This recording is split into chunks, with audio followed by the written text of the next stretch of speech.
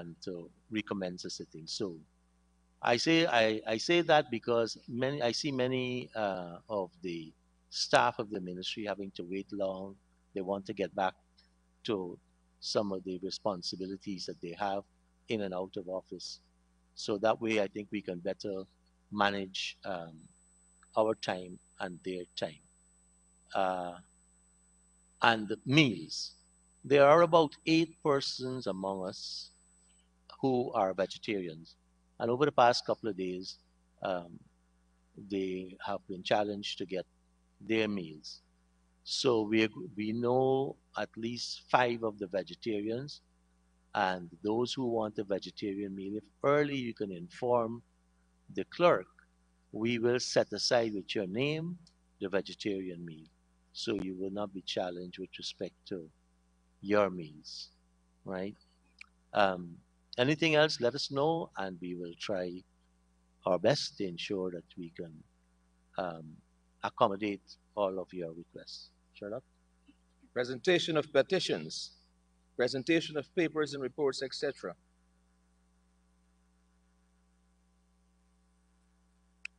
Honorable Senior Minister in the Office of the President with responsibility for finance. Thank you very much, Mr. Speaker. I rise to present to this Honorable House the Customs Amendment of First Schedule, Order 2023, Order number 9 of 2023, an order intended to bring into force one of the measures indicated in the budget speech that we're currently in the process of debating. Thank you very much, sir. Thank you, Honorable Minister. Reports from committees. Oral questions without notice. Questions on notice. Honorable Member, yesterday we had deferred 3 questions by the Honorable Member Jermaine Figueroa for the Honorable Minister of Culture, Youth and Sport. I'm just checking to see if I'm not online as yet, so I don't know if the Honorable Member Figueroa is online, or if the Honorable Leader of the Opposition can tell me. I see Miss Tabitha Thank you, Mrs. Halley, Speaker. Honorable Member. Yesterday, they did mention that the Honorable Member would ask these questions in the absence of Mr. Figueroa. Yes. Honorable Member, please. Thank you. Thank you, You may Mr. ask the Speaker. first question. First question, can the Minister inform this House how many consultants were employed by his ministry between September 1st, 2021 and June 30th, 2022? Honorable Minister of Culture, Youth and Sport. Thank you very much, Mr. Speaker. There was one employed. His name is, I'll just following up to go through all of the questions. His name was Mr. Ozari. And the nature of his work is to support the music school in drumming and making of drum material, and also for the development of their curriculum. And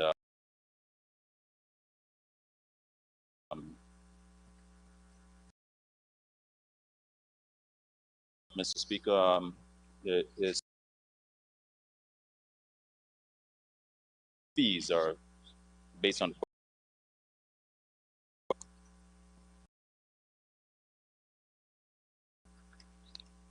Honorable Member Miss Tabitha Sarabo Halley. I think question 1 was there, right? Yes, it's just one question. I think the Minister attempted to answer all. So I'm not sure if you would be able to. We're having some issues with the microphone on this side. And the other problem, so if I come closer, I get great volume. So he's a distance away from.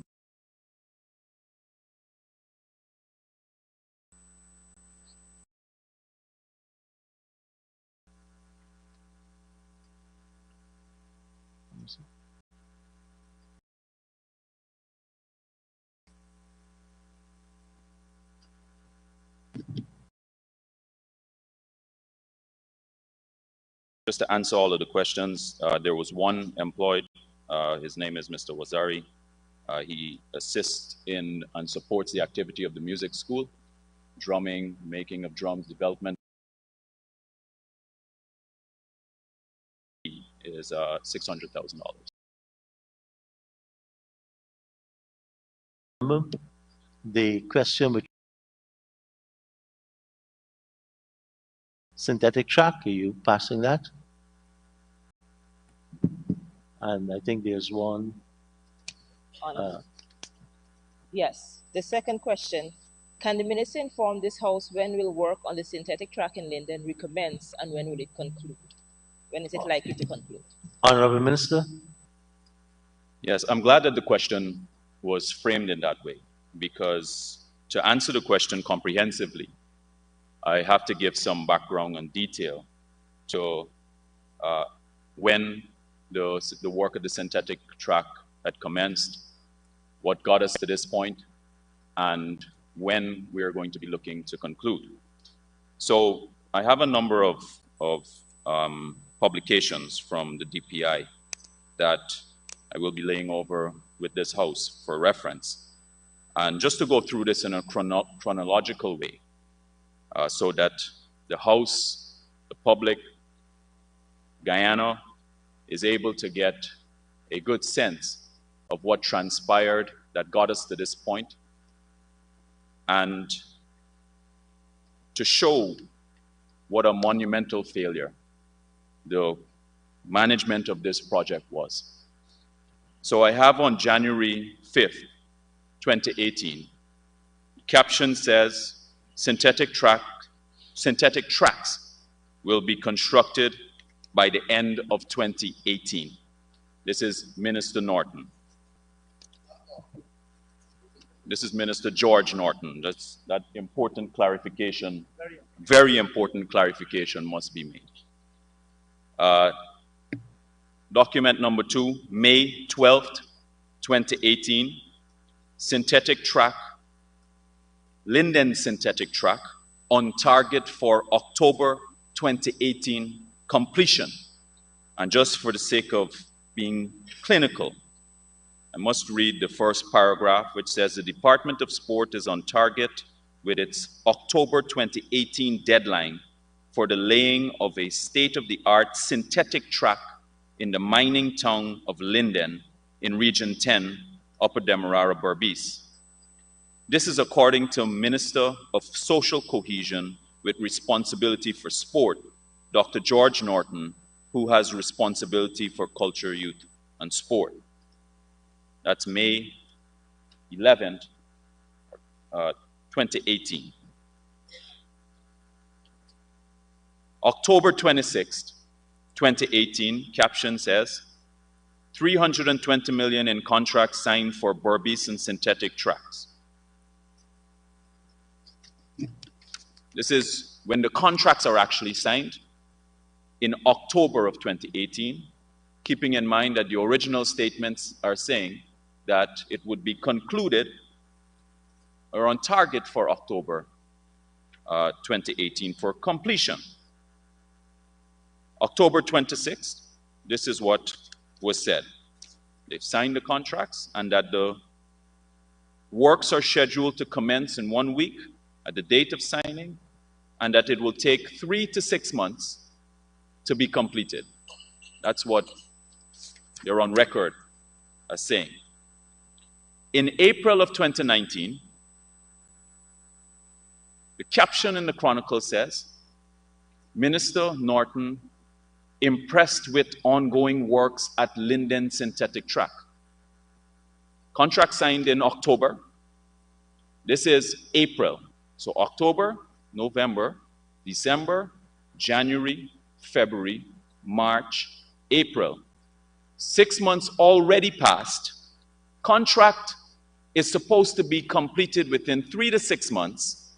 And the caption says that the minister is impressed with the work that's going on there, even though it is not concluded. No, not yet. Not yet. This is June 30th, 2019, after the 6-month period had elapsed. Caption says, this is in the Guyana Times, caption says, Minister receives status update on synthetic tracks.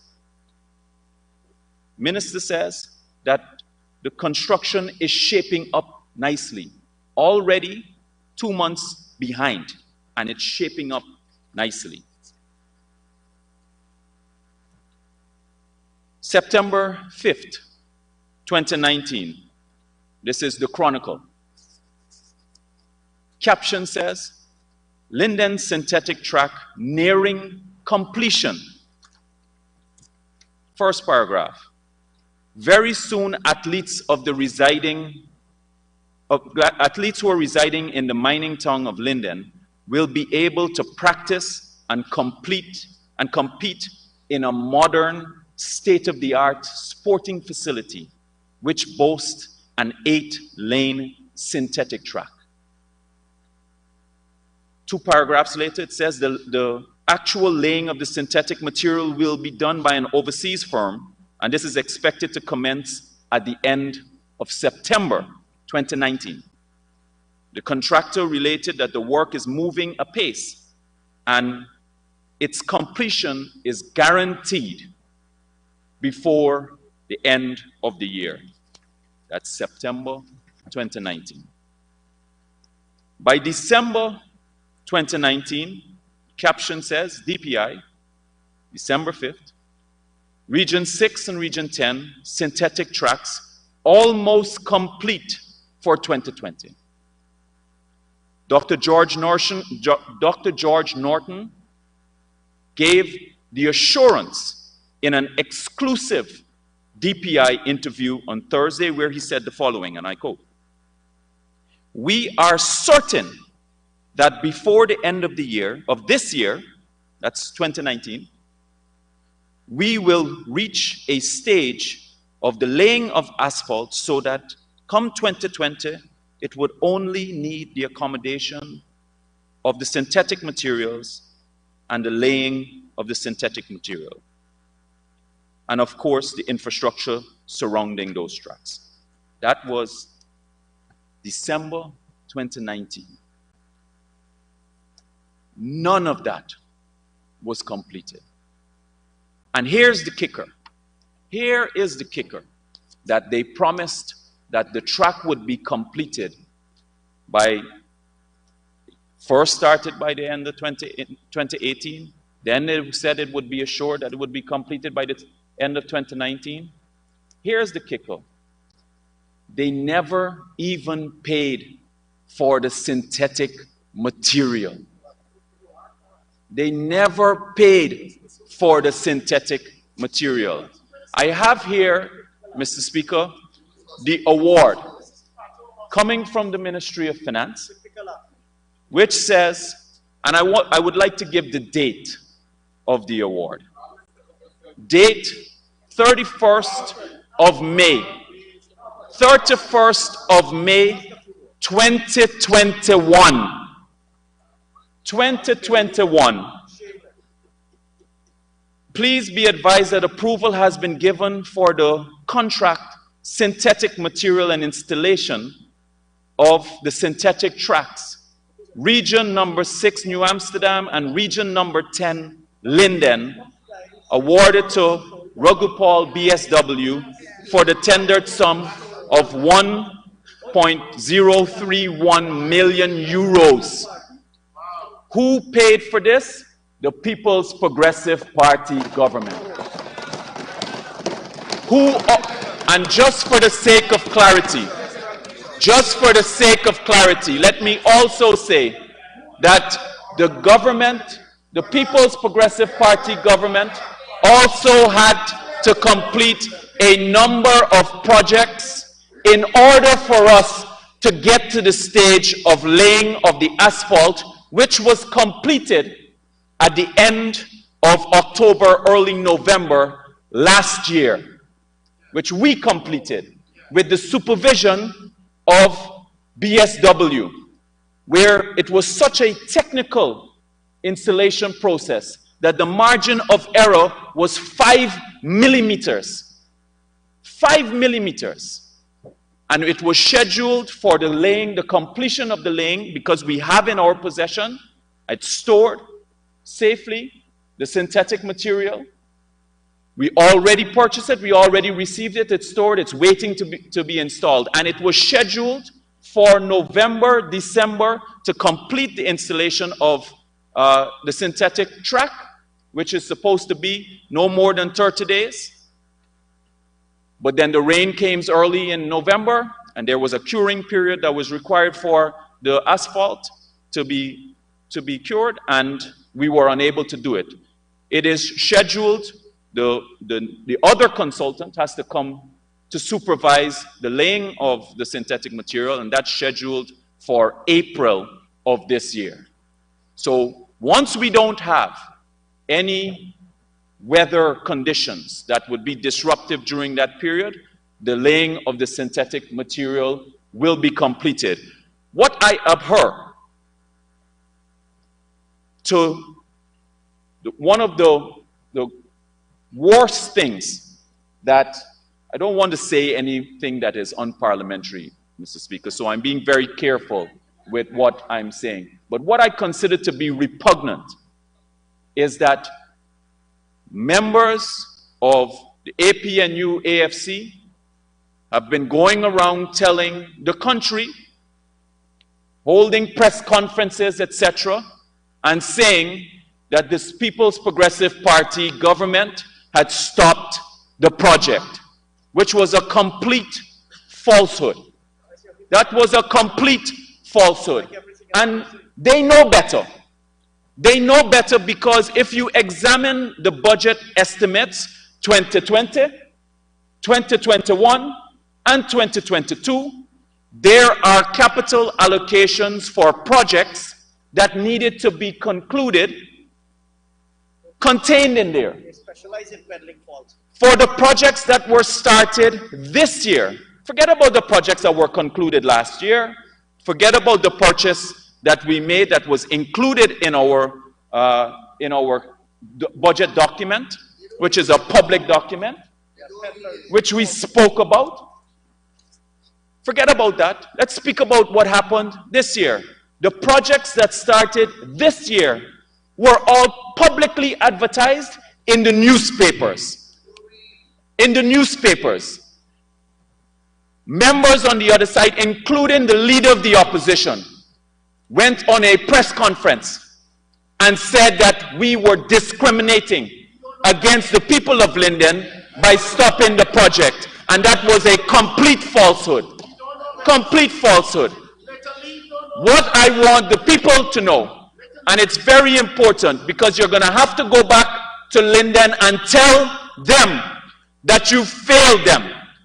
The one project that you had been glowing and boasting about, it has been a monumental failure of project management, and there has been no consequences whatsoever for the people of Linden, those young kids who want to go and train there, none whatsoever. And there's... But they love the Lindeners. Thank you very much, Mr. Speaker. Thank you very much, Honourable Minister. Honourable Member Ms. Halley, there was a question with respect to COVID relief for persons. There was a question, can the Minister inform this House whether his ministry provided any post-COVID relief? Thank you, Mr. Speaker. I missed that one. Can the Minister inform this House whether his ministry provided any post-COVID material relief to the persons in the performing arts, specifically to return to theatre performance?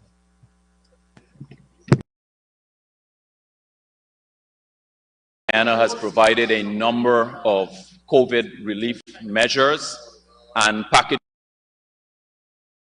specific industry that has received it has been a general position of the government of Guyana. Thank you, Honourable Minister. Statements by ministers, including policy statements.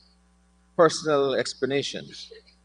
Request for leave to move the adjournment of the National Assembly on definite matter, motions relating to the business or sittings of the National Assembly, and moved by a minister. Introduction of bills. Honorable Senior Minister in the Office of the President with responsibility for finance. Thank you very much, Speaker. I present to this honorable House the Income Tax Amendment Bill 2023, Bill number 3 of 2023, a bill to amend the income tax to give legal effect to one of the measures announced in Budget 2023, which is sir, and I beg to move that the bill be read the first time. Income Tax Amendment Bill 2023, number 23, business. Remember, before we call the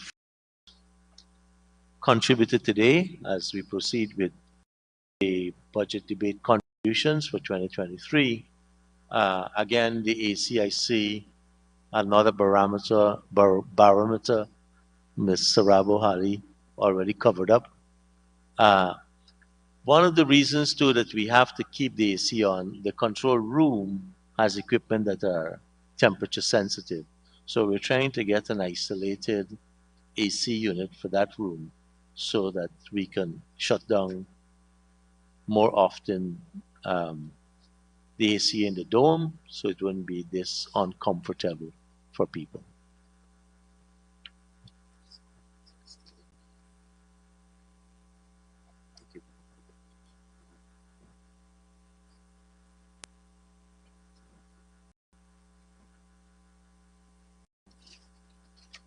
Good. Also, I know many MPs may have guests and they may want to do it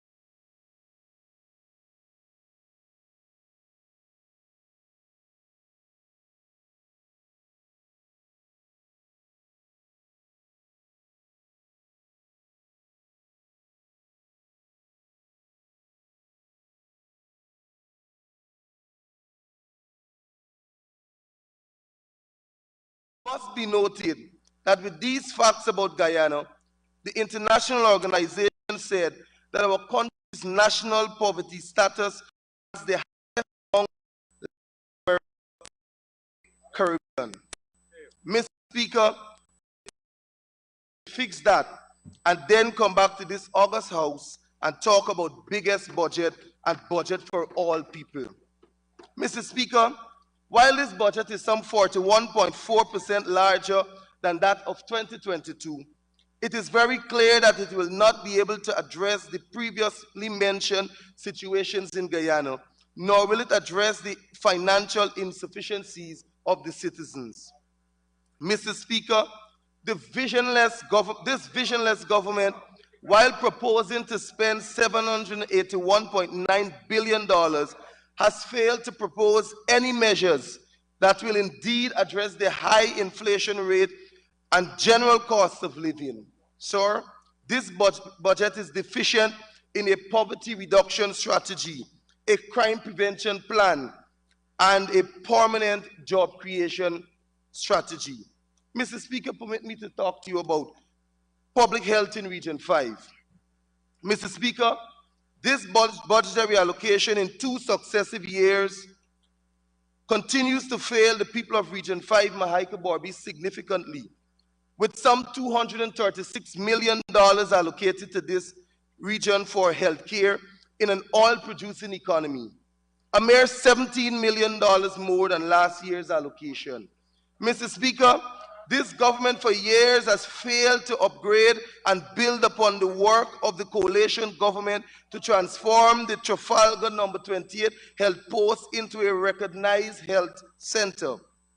This is a demonstration of the gross incompetence of this administration and the lack of vision for the region. Not forgetting, Mr. Speaker, the true uncaring nature of the PPPC government.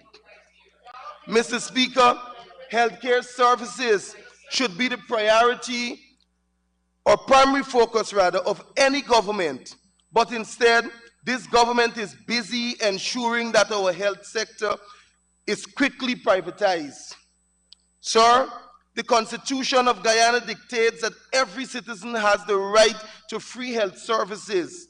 Yet after the huge $500+ billion 2022 budget, citizens still have to purchase drugs, pay to seek medical services of specialist doctors, and yes, continue to foot the huge cost of having a life and death surgery completed.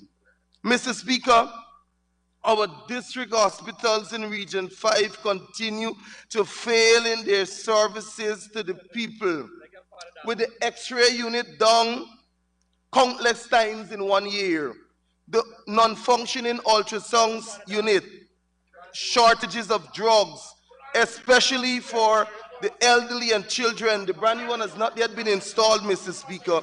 Sir, even the dental unit was not working at Fort Wellington Hospital for a number of days until I spoke about it, Mr. Speaker.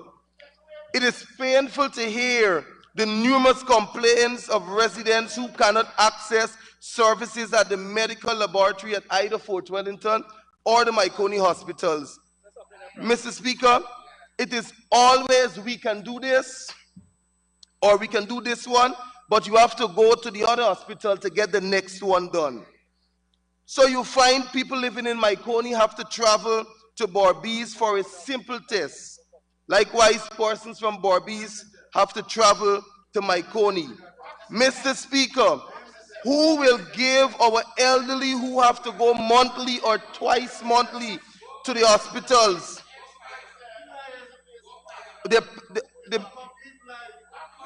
Mr. Speaker, who will give our elderly who have to go monthly or twice monthly to the money to travel when the meager pension is already consumed on utility bills, sir?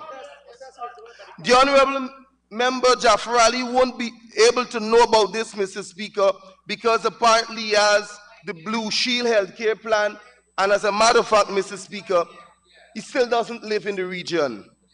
Mr. Speaker, permit me to remind this government of some of the things we called for as residents of the Mahaica-Borbis region in 2022 and still need. We need, Mr. Speaker, new ambulances, one to be added to those existing at both Fort Wellington and Myconi hospitals. I said this last year. In addition, 3 new ambulances which should be placed at health centers across the region at our far-flung and densely populated areas such as Rosignol, Bushlot, and Haidam in cases of emergencies, Mr. Speaker, and this is a proposal. We need, Mr. Speaker, a new state-of-the-art modern regional hospital to house all the necessary departments, sectors of healthcare services such as a functioning surgical theater, physiotherapy and radiology centers, maternity and pediatric wards, and a dialysis center. Sir, we need a fully equipped and functioning laboratory at both our hospitals. Mr. Speaker, our Amerindian brothers and sisters of Maracaibo still need a river ambulance to get them from 96 miles up the Myconi River to a hospital in cases of emergencies. Mr. Speaker, permit me to look at education in Region 5.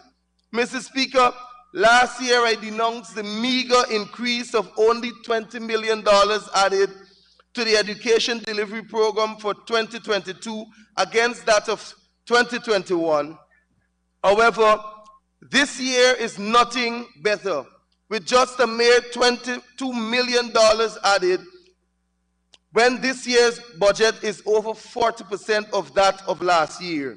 Sir, while I believe that education is one of the main pillars for development in our society, this government and the regional administration do not believe it is. Mr. Speaker, if one child is deprived of education and a bright future, it is one too many. Sir, in the African community of Burma, particularly at Augsburg Primary School, the Honorable Jafar Ali would know about this, the children in that community continue to be deprived of their constitutional rights according to Article 27. That is proper educational facilities that is required for them to learn.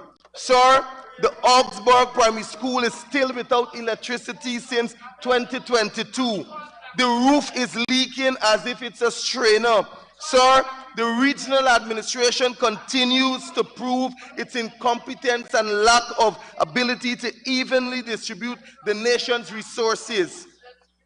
In 2022, Mr. Speaker, this budget included a large portion of $101 million for the rehabilitation of the schools and living quarters, of which Augsburg Primary School living quarters were slated to be repaired. But to date, sir, that building remains in a state of disrepair and no housing is provided for the head teacher of that school. Mr. Speaker, this is the state of the living quarters of Augsburg Primary School. This is the State Minister of Education of the Augsburg Primary School living quarters, fully covered in bush, Mr. Speaker.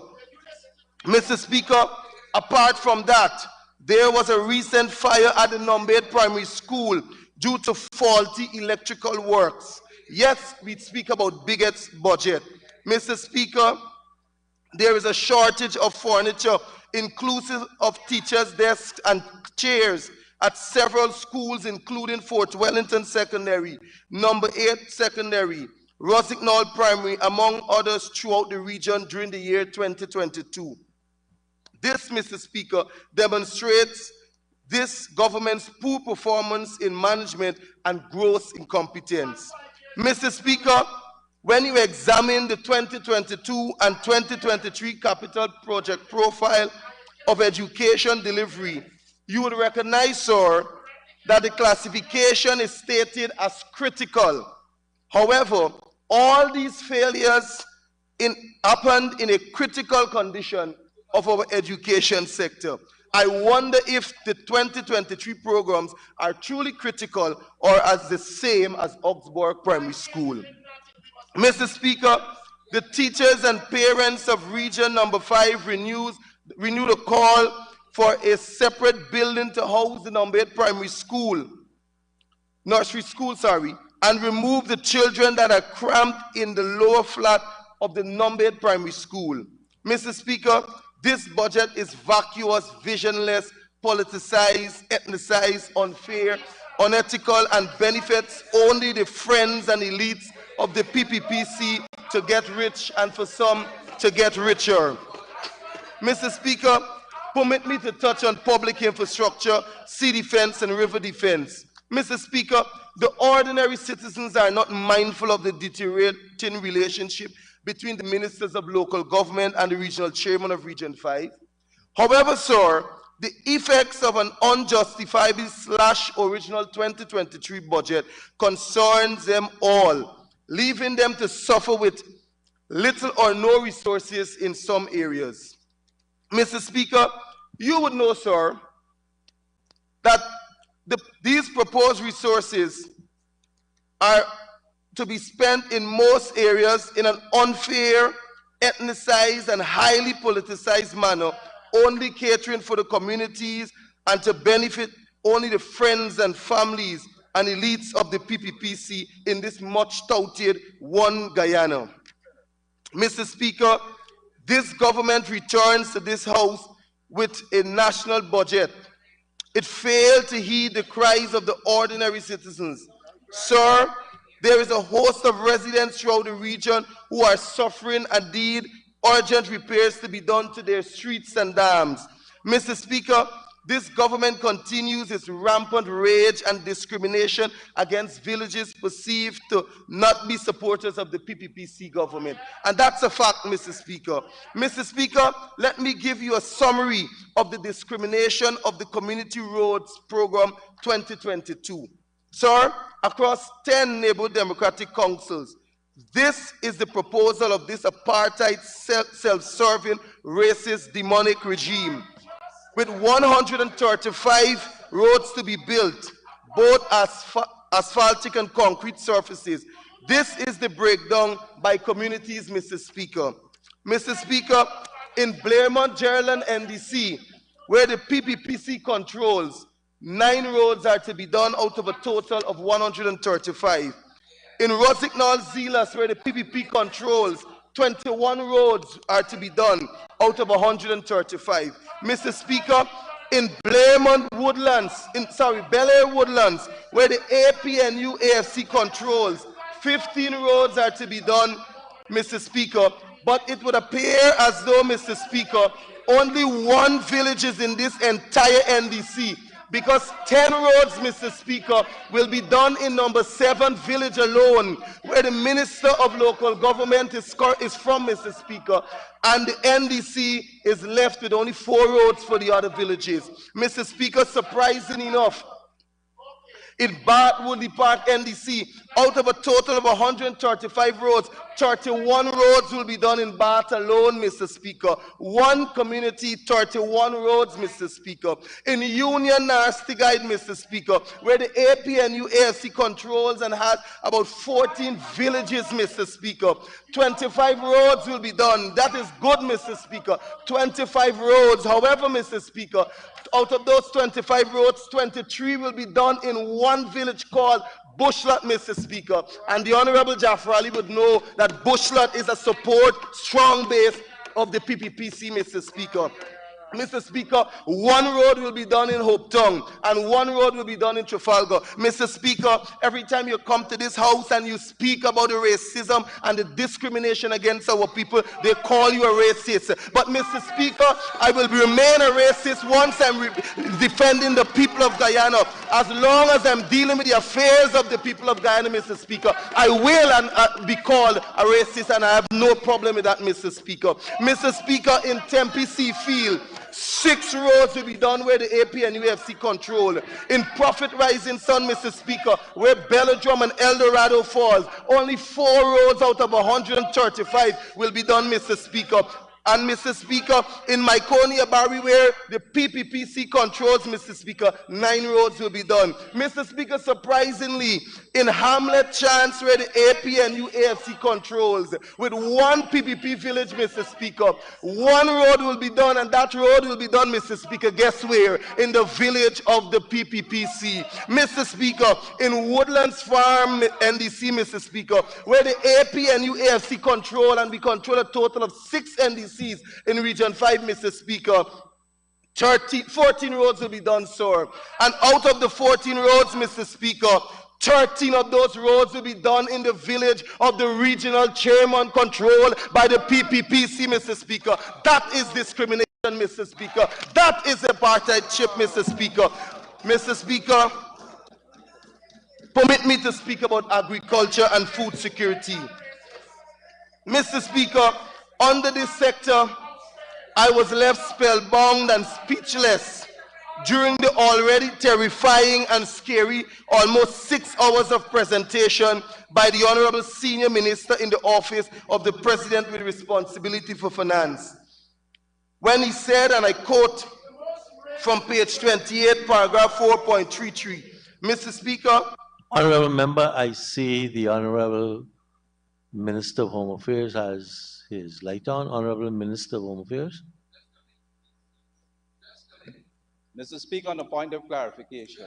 Honorable Member, on that point of clarification, there's that particular standing order. I have to seek the Speaker on the floor position. No, Mr. Speaker. Thank you. Okay. Go ahead. Mr. Speaker, the Minister said, when we took office in 2020, the agriculture sector was in a state of collapse as it had become a target for political vindictiveness, having been starved of financial support and subjected to particularly poor planning. Sir, the Minister went on to say in his budget speech, this is tragic since agriculture is an important pillar in our non-oil economy and has been the base of economic activity, especially in rural communities, for decades. Mr. Speaker, I, like many Guyanese, find this statement laughable, since we all know this minister throughout his almost 6 hours of vacuous presentation found himself in the opposite corner of truth, like the rice, second paddy drying floor still to be completed in region number 5 from since 2022, and the incomplete state-of-the-art abattoir at Unfawak that is presently at foundation stage of construction, although funded started since the year 2020. Mr. Speaker, this is the state of an abattoir that was funded since 2020. Mr. Speaker, only 2 days ago, the foundation is still being dug, Mr. Speaker. This is the rate of completion. This is the fast rate of completion that the Honorable Minister of Finance speaks about when he comes to this House. And after 3 years of spending, Mr. Speaker, this abattoir is still at foundation state, Mr. Speaker. Kudos to the PPPC government, Mr. Speaker. Mr. Speaker, if the Honorable Minister wants to talk about collapse, I will direct him to his government's 2022 mid-year report. That, Mr. Speaker, is a total collapse. Mr. Speaker, when sugar declines by 55.9% in 1 year after an already reduced target, that is collapse, Mr. Speaker. When rice declines by over 22.4% with no adverse weather conditions, that is collapse, Mr. Speaker. When fisheries and aquaculture decline by 19% in the same year, that is collapse, Mr. Speaker. When livestock and meat production declines despite a growing demand for animal source food products, both locally and internationally, that is collapse, Mr. Speaker. When other crops, value crops, coconuts, corn, soybeans still can't move past the phase of studies and diversification, designs and theories after billions of dollars being invested, Mr. Speaker, that is a collapse. Mr. Speaker, when Gaisuko through this government spends over $150 million on 8 non-functional cane loaders, machines placed at Albion and Blaymont Estates, and after 2 months, not one piece of cane could be picked up by these 8 non-functional machines. Mr. Speaker, that is tragic. That is a collapse, Mr. Speaker. Mr. Speaker, when this government can collect an entire flock of malnourished and in some cases barren black belly sheep and boast about this, Mr. Speaker, that is a collapse. So when the PPPC government, after investing over $40 billion of taxpayers' money into Gaisuko and can reopen one estate, Mr. Speaker, that is collapse. When sugar, Mr. Speaker, when Gaisuko, after reducing its production target over 97,000 metric tons of sugar in 2019 to a mere 57. Honorable Member, the Honorable Minister of Agriculture is rising on a point of order. Mr. Speaker, a point of order, section 40. The honorable member is impeding improper motive in saying that Gaisuko would have purchased 8 cane grabber, which is not true. And I ask that you apologize and withdraw that statement. Honorable Member, the Honorable Minister is saying the information provided is not accurate. What we will do is to establish the accuracy of that. So I'm going to ask the clerk to pull up the exact words that you said and ask the minister to provide the contrary information. Go ahead now, Honorable. Yes, Mr. Speaker, and I can provide the photos of those cane loaders. Mr. Speaker, when Gaisuko, after reducing its production target from over 97,000 metric tons, Mr. Speaker, of sugar in 2019 to a mere 57 metric tons of sugar in 2022 and still fail miserably to make a single crops target, sir, must I say to the Honourable Minister, that is what defines a collapse, Mr. Speaker. Mr. Speaker, how dare the Honourable Minister come to this House to tell us about collapsing any sector in this economy when instead, Mr. Speaker, it was this Honourable Minister through his government in 2015 who left an entirely collapsing economy, Mr. Speaker, for the APNU-AFC coalition to revive, Mr. Speaker, and revive is what the APNU coalition did, Mr. Speaker. Mr. Speaker, the APNU government left a thriving agricultural sector in 2020. Today, sir, we see a steady decline in this sector under the hands of a PPPC government. This, Mr. Speaker, contributes to the rapid rise in cost of living, Mr. Speaker, in the sense that we are producing far less than we were 3 years ago and importing far more. Mr. Speaker, don't be bothered by the noise, Mr. Speaker. The proof, Mr. Speaker, is evident in the statistics of the 2022 mid-year report, which shows that most subsectors in the year 2022 declined, Mr. Speaker. Mr. Speaker, let me help them to understand their government's performance. Mr. Speaker, sugar declined. Mr. Speaker, rice declined. Fisheries and aquaculture declined. Small and other crops declined. Corn and soybean declined. Mr. Speaker, this is tragic, and this is what we call a total collapse. Mr. Speaker, while this government proudly boasts about the $4 billion allocation to Gaisuko to commence the construction of the Albion packaging plant, sir, the real argument is whether Gaisuko needs a multi-million-dollar packaging plant. Sir, Gaisuko is failing day after day, crop after crop, to produce enough sugar to be processed and packaged at its Blaymont Central factory location.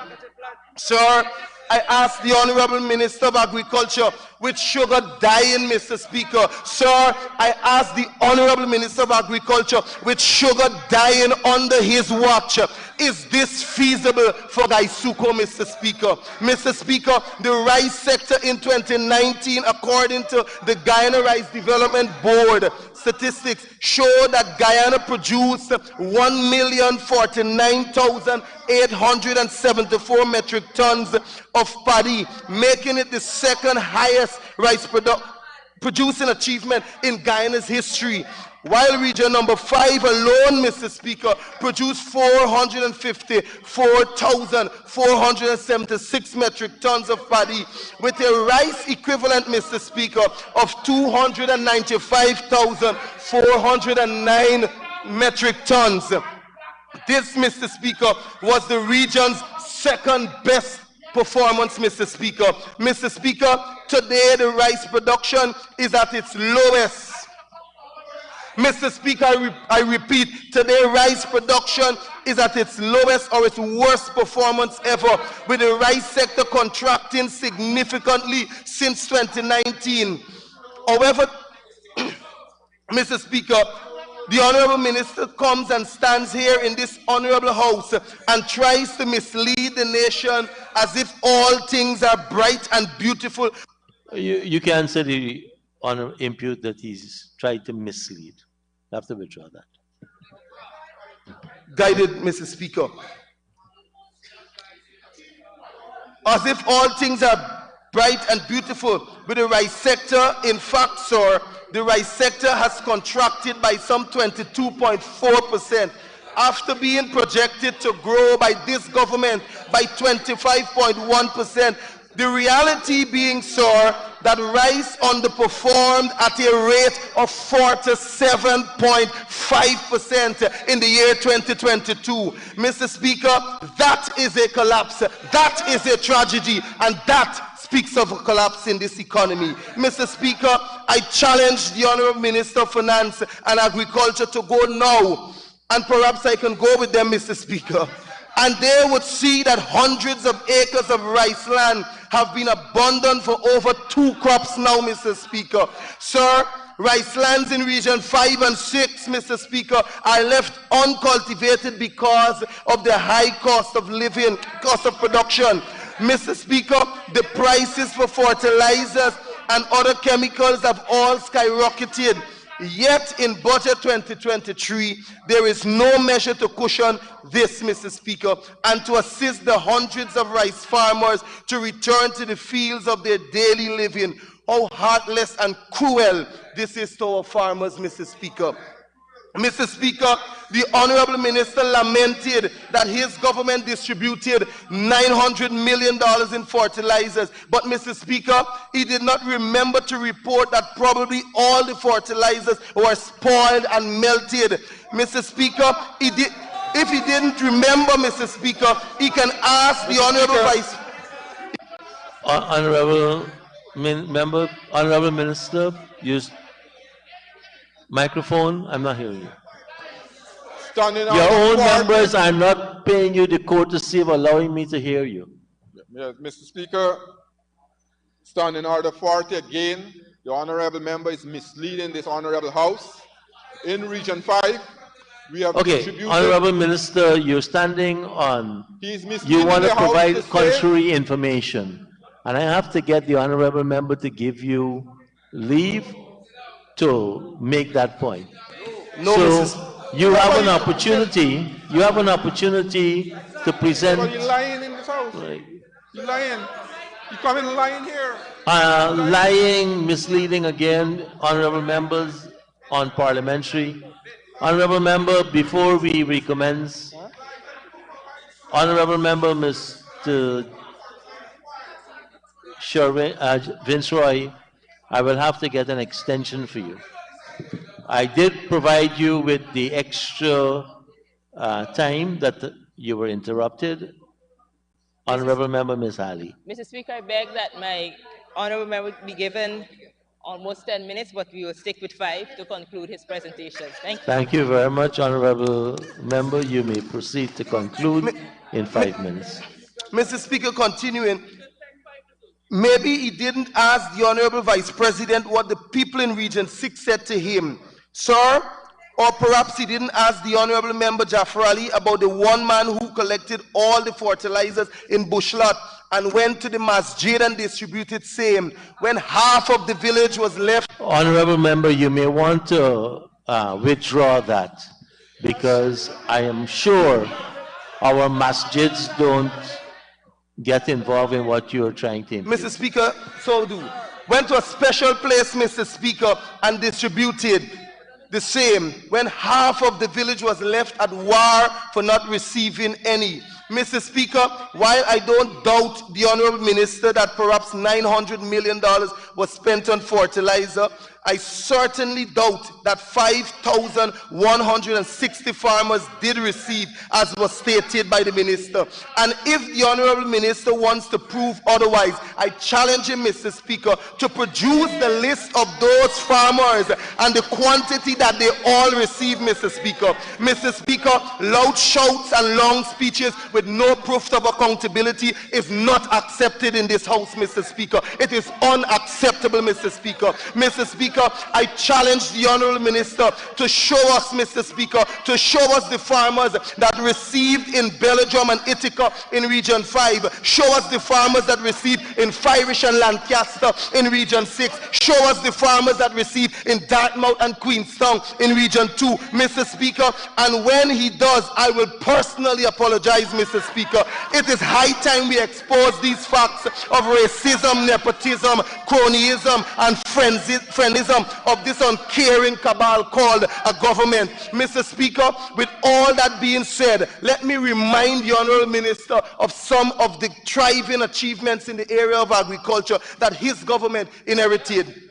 Mr. Speaker, improved drainage and irrigation systems across the length and breadth of the rice belt. The coalition did it. Mr. Speaker, since 2015, the NDI has installed pumps at stations across Region 5, Region 3, Region 4, Region 5 and 6, Mr. Speaker. Several pump stations have been built and rehabilitated across the coastline at a cost of over $3 billion, Mr. Speaker. The areas benefiting from this project, and listen, Minister of Agriculture, Honourable Member, the areas benefited from this investment includes Lusignan, BV Triumph, Good Hope and its environs, Friendship, Buxton, or Stelling, Mocha, Providence, Hope, and then more in Region 4, Three Friends and Columbia, Mr. Speaker, Aberdeen, Land of Plenty, Mainstay, Lima, and Reliance in Region 2, Mr. Speaker, Bengal, Gangaram, Eversham, and Joppa in Region 6, Mr. Speaker.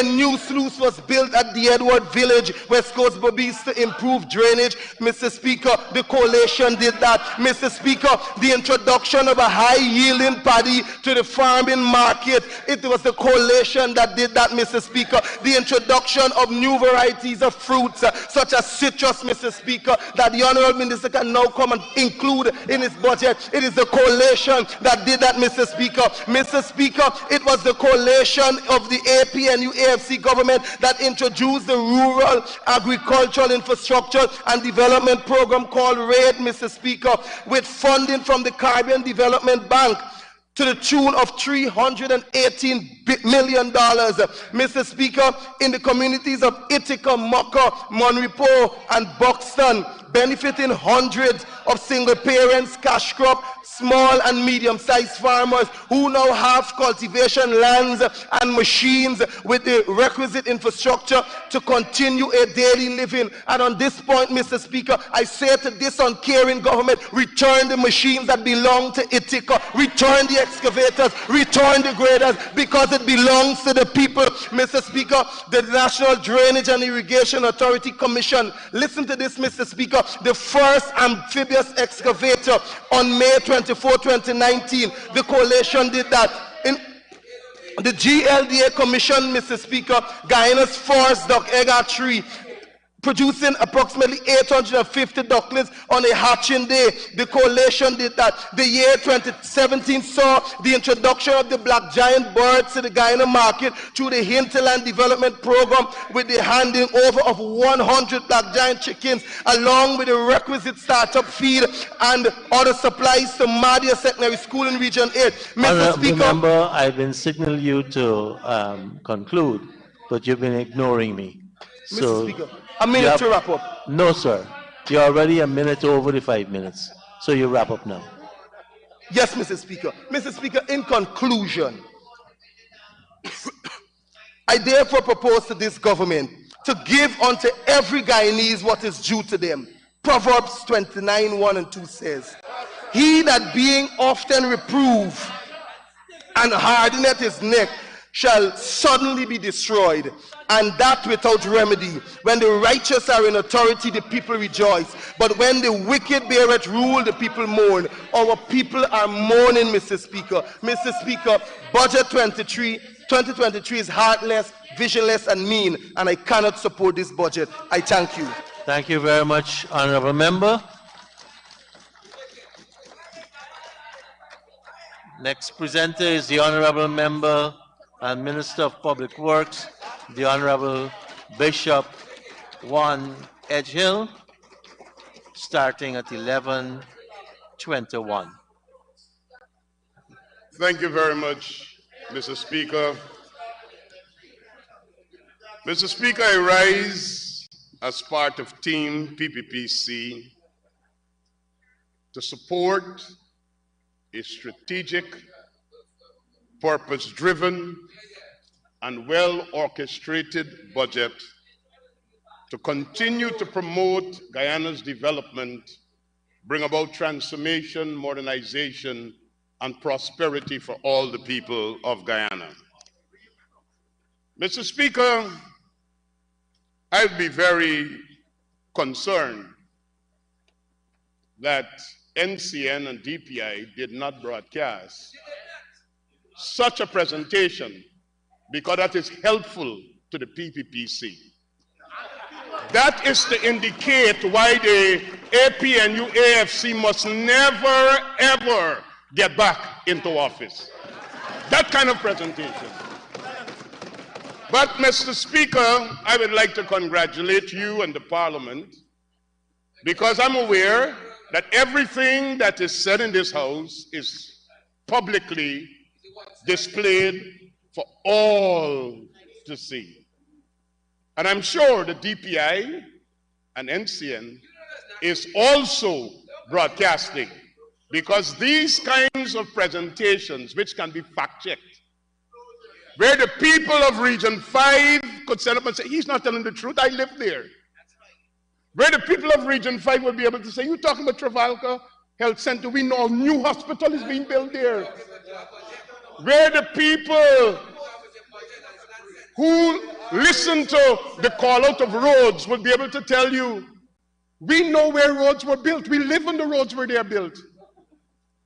So, thank you very much, Honourable Member, for helping the PPPC to advance its cause. Secondly, Mr. Speaker, something has been happening in this House over the last couple of days, and people have been repeating about this report released in January 2023. But, Mr. Speaker, this report was studies and research done during 2019 into 2020, during the COVID years, where people were not able to work, where they had a lockdown. Yes, it was released in 2023, but the studies were for a period when the APNU AFC held the reins of office. Mr. Speaker, I would like to bring to your attention, and Mr. Speaker, we have the report about what was taking place in Guyana during the period 1990 to 1992. I'm trying to find it back.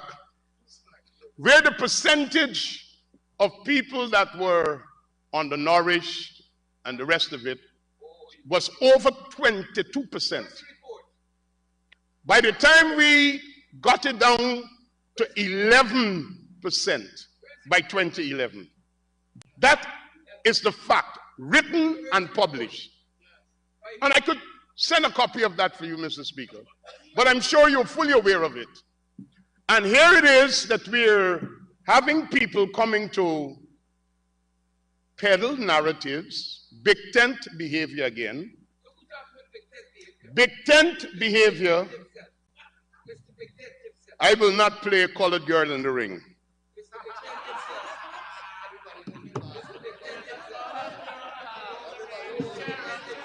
So we will have to continually, we will have to continually be addressing these inaccuracies and misconceptions.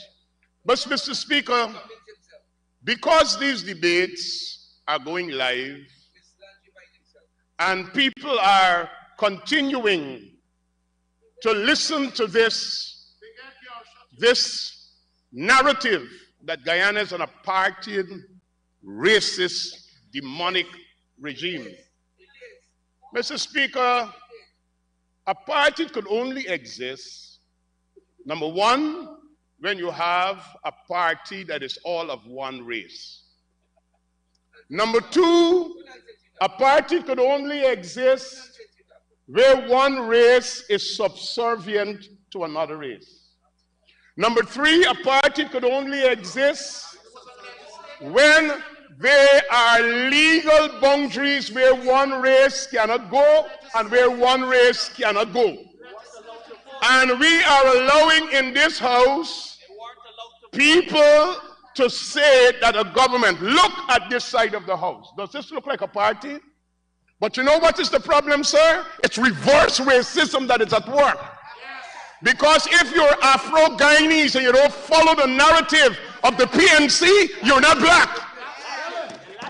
But I would like to remind this house, nobody have a transport on Bishop Juan Anthony Edgehill or any other Afro-Guyanese that support the PPPC. In apartheid, sir, some people can't vote while others vote. They weren't allowed to vote. So I'll dismiss that for now. But Mr. Speaker, while I go through my presentation, I will take the opportunity to answer some of the other things that were being said. But I would like to start here, sir. I hold in my hands the extract from the People's Progressive Party Civic Manifesto, Infrastructure Boom, Building for the Future. Mr. Speaker, the reason why I'm going here is because I would like to indicate to you and to the entire nation that what Dr. Ashley Singh brought to this house stands true and faithful to the social contract we made with the people of Guyana when we went to the polls, and we are fulfilling our mandate. Budget 2023, which I am being told by my colleagues in the opposition is heavy on infrastructure. Well, I've been hearing two things. We got to make up our mind which one is true. And all two is coming from that side of the house. The budget got slush funds to look after people that are with the PPPC. And then we hear that the budget only billing for one set of people. Well, we got to decide.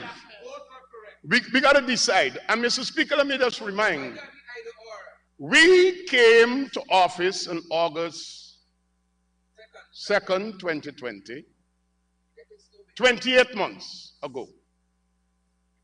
And I will examine in detail what the 56 months of the APNU AFC looked like. So I will start. Mr. Speaker, in 2016, 2017, 2018, 2019, and 2020, 56 months of the APNU AFC rule, The total appropriation for miscellaneous roads that Mr. Jordan just complained about was $8,522,000,000 for 56 months. All the roads that Mr. Jordan is complaining that he didn't, that needs to be fixed, the honorable member, that he's complaining that needs to be fixed, they had 56 months to do it. And they didn't do it. In the 28 months that the PPPC is in office, 2020, 21, and 22, we have already allocated and implemented $45 billion worth of work in miscellaneous roads. In 56 months, $8 billion. That was the lethargic, do little state of the APNU AFC.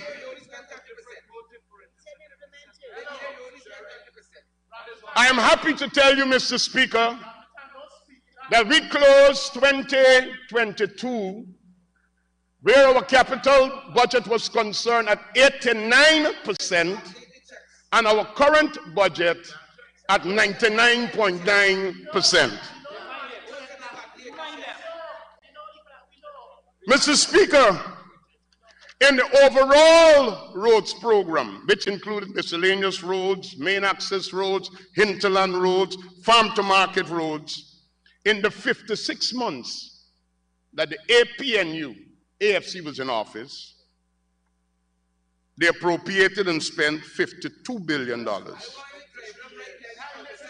$52 billion.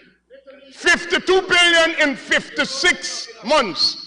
The same people who are complaining about roads needs to be fixed, roads needs to be fixed, road needs to be fixed. In 28 months,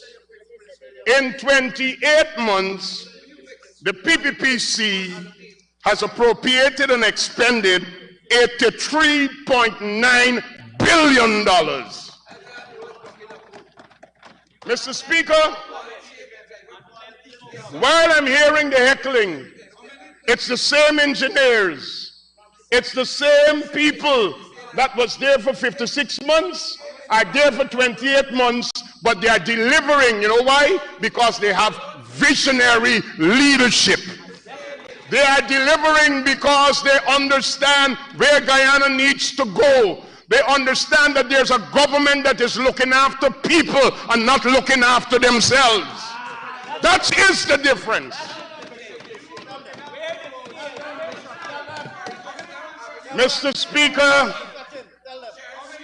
Budget 2023 makes allocations for about $136 billion that will be spent on roads and bridges.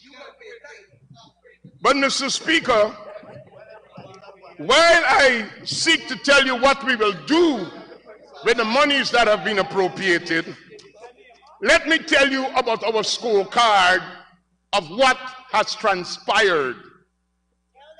Since we are in office, in 2020, when we came into office between October, when we had a budget, to December, we did 4 coastal bridges. In 2021, we did 14 coastal bridges, moving them from wood to concrete. In 2022, Mr. Speaker, we completed 13 coastal bridges. 45 hinterland bridges are currently under construction, moving from wood to concrete, being built to international standards. And Mr. Speaker, we have maintained more than 40 other bridges. In terms of miscellaneous roads, in 2020, we did 80 kilometers of community roads, miscellaneous roads. In 2021, we built 117 kilometers. In 2022, we built 290 kilometers of community roads. That's what this PPPC did. Mr. Speaker, in terms of urban roads and drainage, in 2020, the 3 months that we came in, we did 6.37 kilometers.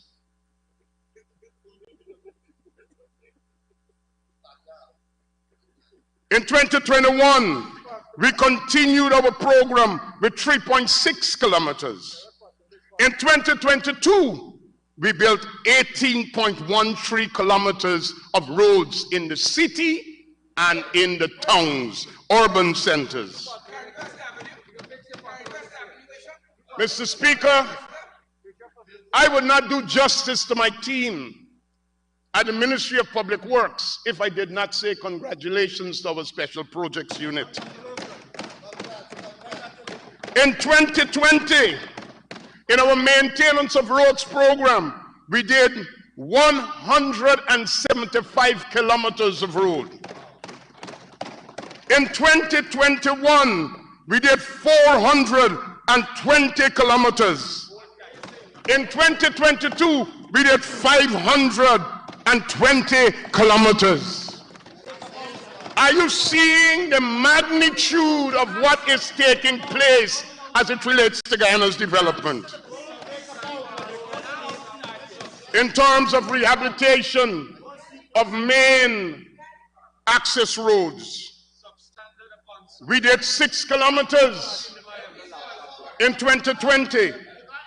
In 2021, we did 15 kilometers. In 2022, we did 23 kilometers. Mr. Speaker, and I have a report card for Mr. Ronald Cox, who sought to chastise the Ministry of Public Works concerning Region 1. I will come to what we did in Region 1 just now. But in terms of hinterland roads, in terms of concrete roads, in 2020 we did 1.5 kilometers. Asphaltic roads, 1 kilometer. Laterite roads, 21 kilometers. And maintenance work on 180 kilometers. That's from October to December. In 2021, in terms of concrete roads, we did 1 kilometer. Asphaltic roads, 1 kilometer. Laterite roads, 145 kilometers. And maintenance work on 400 kilometers. In 2022, in terms of concrete roads, we did 4 kilometers. Asphaltic roads, 9 kilometers. Laterite roads, 90 kilometers. And maintenance, 340 kilometers. That's what we did in the hinterland communities. As it relates to sea and river defenses, sir, which I'm hearing a lot of buzz about we're not protecting the sea and all the rest, the country from the sea. In terms of construction, we did 5.4 kilometers of work in 2022. We rehabilitated 1 kilometer and we maintained 81.8 kilometers of our sea and river defenses.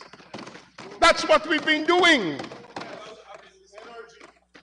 As it relates to our hinterland airstrips,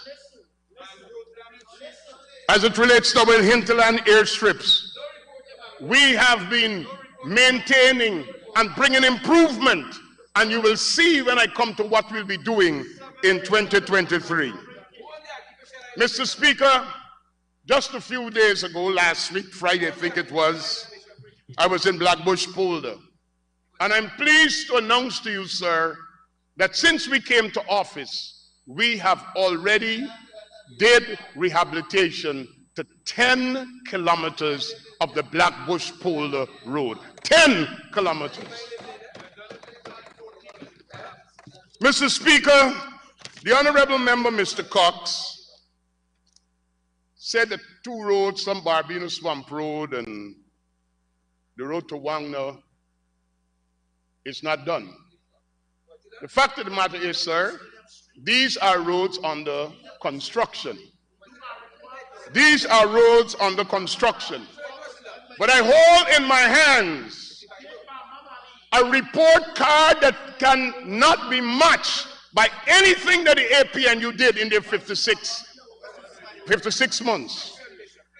23 projects in all of Region 1, which includes Wangna and the Barbino Swamp Road, totaling $1.7 billion of works in Region 1. That is the reality. Mr. Speaker, this year, because of our track record of implementation and getting things done, I'm humbled that the Ministry of Finance was able to make the representation to Cabinet to approve that the Ministry of Public Works would receive a total of $158.2 billion to execute works, both capital and current expenditure. And I would like to express my gratitude to my longtime colleague and friend, Dr. Ashley Kumar Singh, for his partnership. And I would also like to express to the team at the Ministry of Finance our deep gratitude and appreciation on behalf of the team at the Ministry of Public Works for working with us to ensure that Guyana's development and transformation and modernization is not stymied, but rather accelerated. Somebody, while we mash brakes, but we mashing the accelerator. We know which pedal to put our foot on. We mashing the accelerator because the people of Guyana are impatient. They want development. They want development. They want Guyana to modernize, and that's what we are doing, and we will deliver for them. Mr. Speaker, the Ministry of Public Works have a number of agencies that are part of our team.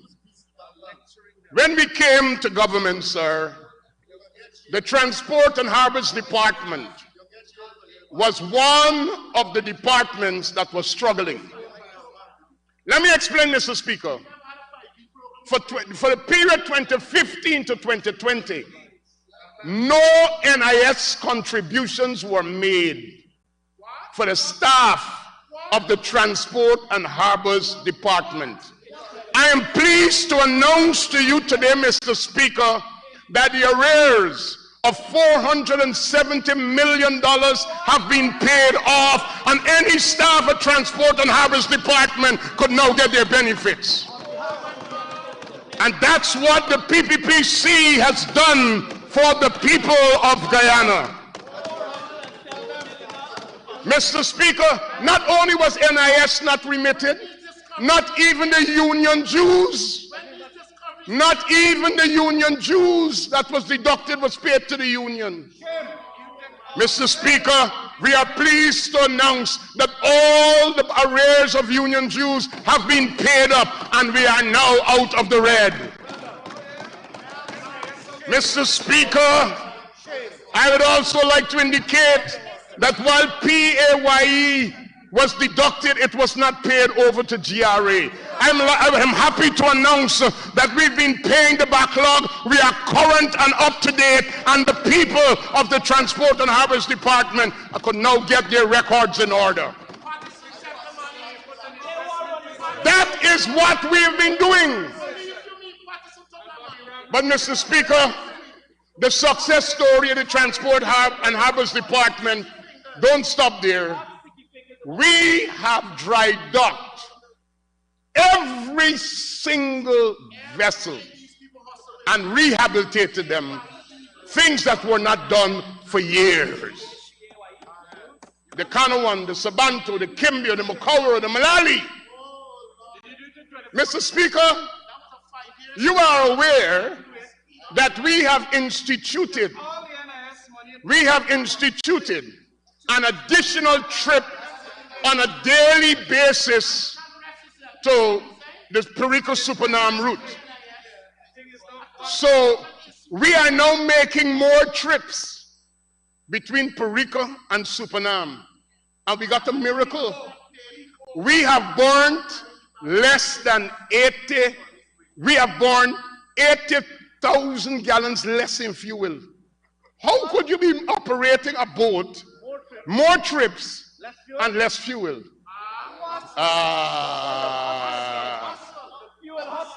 So the hustle of the fuel hustlers have come to an end. Mr. Speaker, we have instituted ferry pass. So the long lines, the alleged corruption that took place, but who could get on first and who could get on second, has all now come to an end. People could book online and they could get to their destination knowing that they could get there and come back. Honorable member, I've been cautioning about corruption every day, and this is the first time. Please take that one out. I'm so guided, sir. My apologies. Because it's an acknowledgement that there's corruption in Perico. But go ahead. I'm so guided, sir. Mr. Speaker, in 2022, we have moved 440,754 passengers, an increase of 28.74%. Mr. Speaker, we have moved 102,634 vehicles, an improvement of 1.79%. We have moved 218,892 tons of cargo, an increase over 2021 of 30.7%. Mr. Speaker, we are happy to announce and let the House know that the MV Melissa has already departed Kolkata. It's on a submersible barge en route to Port of Spain, where she will sail into Port Georgetown in the first quarter of 2023. Mr. Speaker, the Maritime Administration Department, which is the regulatory body and has been tasked with bringing about improvements and even making interventions as it relates to a new oil and gas sector, which largely exists more than 270 kilometers offshore Guyana.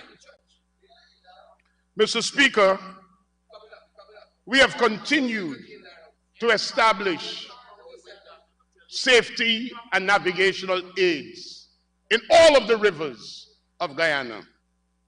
Quite recently, we signed a contract for the removal of 17 wrecks in our various rivers so as to ensure safety while trafficking. People are traversing these rivers. Mr. Speaker, we have expended another $293 million to effect the docking and rehabilitation of the administration vessels, the Seamang, the dumb barge, the split barge, the hopper barge, and the pilot boats, M.L. Thompson and M.L. David P. I show these in the House, David P. And the acquisition of spares. This year, MARID will continue to promote its safety and navigational programs. One of the things that MARID has done that I'm sure even members of the opposition will be pleased about, is the initiative. We have purchased and distributed life jackets to people in the riverine communities, all of the operators of the boats and their sailors, because we want safety on our waterways. We did not just depend upon the operators that you buy, you buy, you buy. We took the initiative. We bought and we distributed. Mr. Speaker, the Guyana Civil Aviation Authority continues to recover from the COVID period, and they have been doing exceptionally well, both as it relates to the air navigational services, as well as facilitating and licensing new aircraft and new airlines into Guyana. For the people of Guyana, I would like to report to you that as it relates to domestic flights out of Ogle, we have climbed to 15,553. Sorry, sir. Domestic freight has climbed to 15,553 metric tons, and it grew by 51%. Overall international passenger movement, a total of 710,564 international passengers were transported through both of the countries' international airports, Eugene Corai International Airport, as well as the Cheddi Jagan International Airport. We continue to move more people, and we continue to move more cargo. The air navigational services, we provided to 74,453 aircraft during the period January to December 2022. Introducing period reminds me that your time is up and you'll need an extension, Honorable Minister. Thank you, Mr. Speaker. I would like to ask that my honorable colleague be given time to conclude his presentation. Thank you, Honorable Minister Teixeira. Honorable Minister Edgell, you have 5 minutes to continue and wrap up. Thank you very much, sir.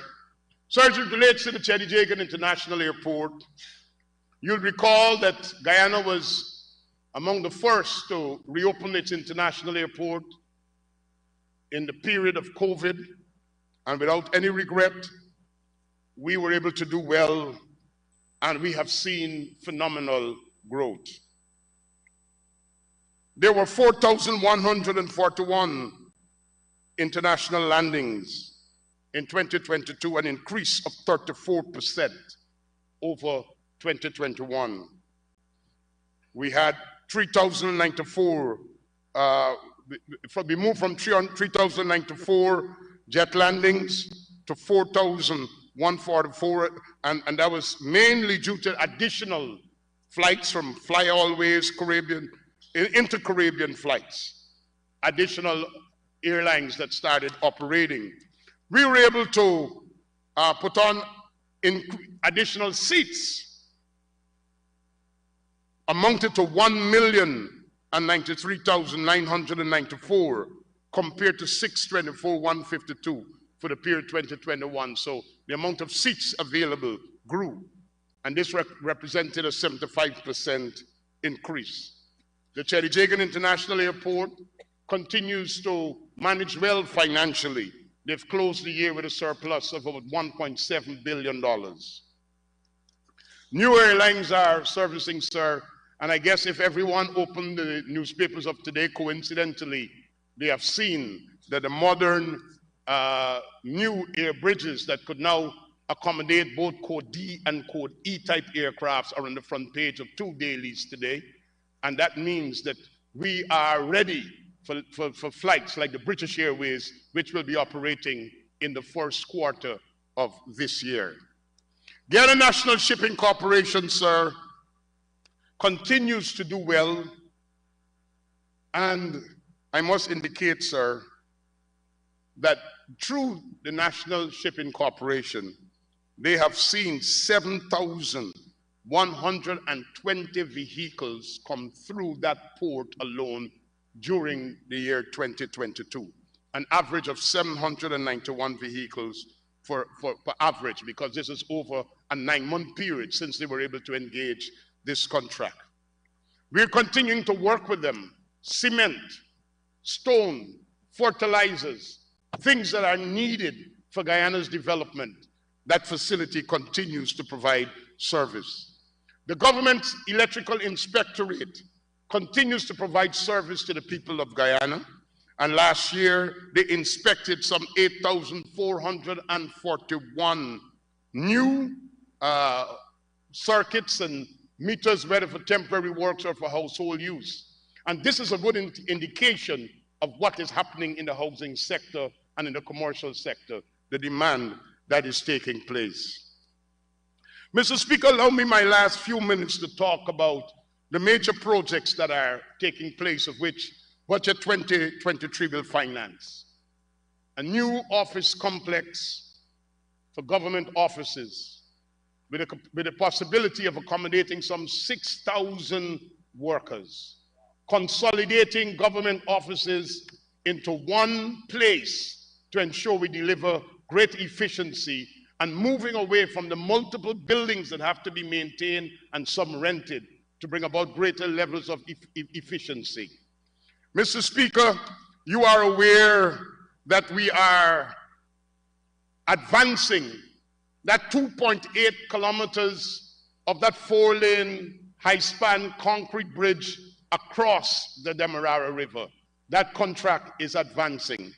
Mr. Speaker, the construction of the 4-lane highway along the railway embankment starting at David Street all the way into Orange Nassau, and the development of the continuation of the East Coast Road from Belfield to Orange Nassau is catered for in Budget 2023.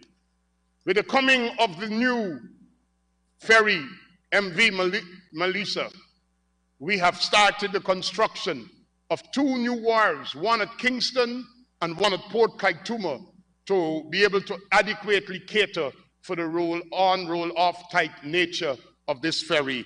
And further will have to be advanced at Mabaruma as well as Marawana. Mr. Speaker, the Linden-Mabura Road is in swing. I recall standing in this house and criticizing this while we were in opposition, that we left this project. And every time this project came up for discussion in a budget debate, it was just about 2 jobs, the consultants. I'm happy to announce that currently, the last report as of January 20th, 144 Guyanese are employed working on the Linden-Mabura Road. There's a mobilization of more than 176 pieces of equipment that is actively engaged in that road. Mr. Speaker, I would like to assure the people of Guyana that Team PPPC, under the guidance of His Excellency Dr. Mohammed Irfan Ali and the other cabinet, guiding the Ministry of Public Works, we will continue to do all that is necessary for the modernization, transformation, and development of Guyana. And our commitment, sir, is to serve all the people without discrimination. We will not be manipulated by criticisms to give preferential treatment to prove any point to anyone. We will continue to work with our objective criteria in ensuring that in the delivery of services, people who never had, people who never benefit, and people who didn't benefit will now begin to benefit first while we bring benefit to all the people of Guyana. I thank you, and I pray that we will have a successful year 2023. Thank you very much, sir. Thank you very much, Honorable Minister Edgehill. And now for the Honorable Member, Mr. Senior Counsel, Mr. Roysdale Ford.